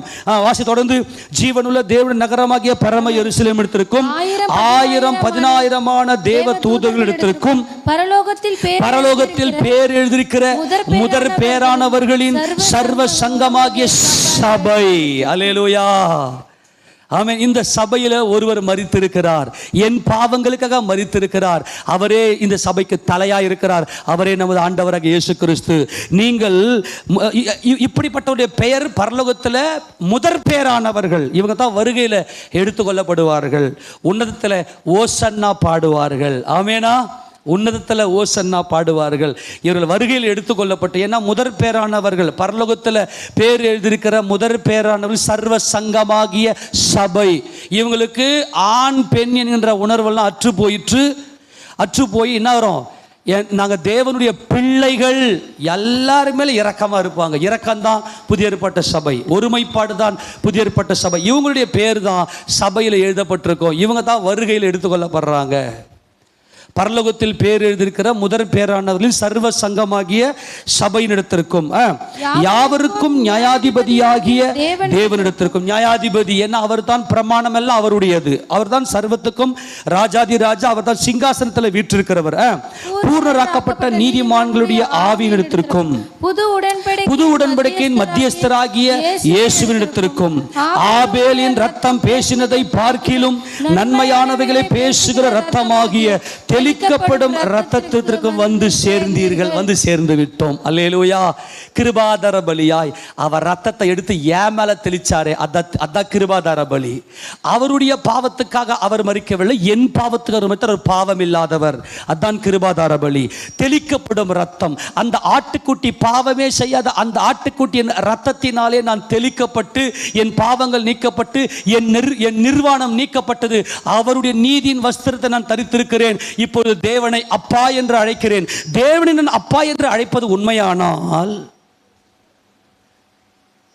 அவருடைய பிள்ளைகளுக்கு நான் நன்மை செய்வேன். அவ்வளவுதான். யார் மேலே கசப்பு இருக்காது. தேவன் எங்க அப்பா அப்படின்னா எந்த பிள்ளை மேலே கசப்பு இருக்காது. அந்த பிள்ளைகளை அப்படியே சேர்த்து அரவணைச்சிக்கணும். ஆமேன்னு சொல்லுங்க பார்க்கலாம். நம்ம வந்து சேர்ந்து விட்டோம். ஆமேனா. ஷாலேமில் வந்து சேர்ந்து விட்டோம். எருசலேமில் வந்து சேர்ந்து விட்டோம். நம்மளாம் இப்போ இருப்பது எருசலேம், பரம எருசலேம். இன்றைக்கு நாம் எல்லாரும் தேவனை அப்பா என்று அழைப்போம்.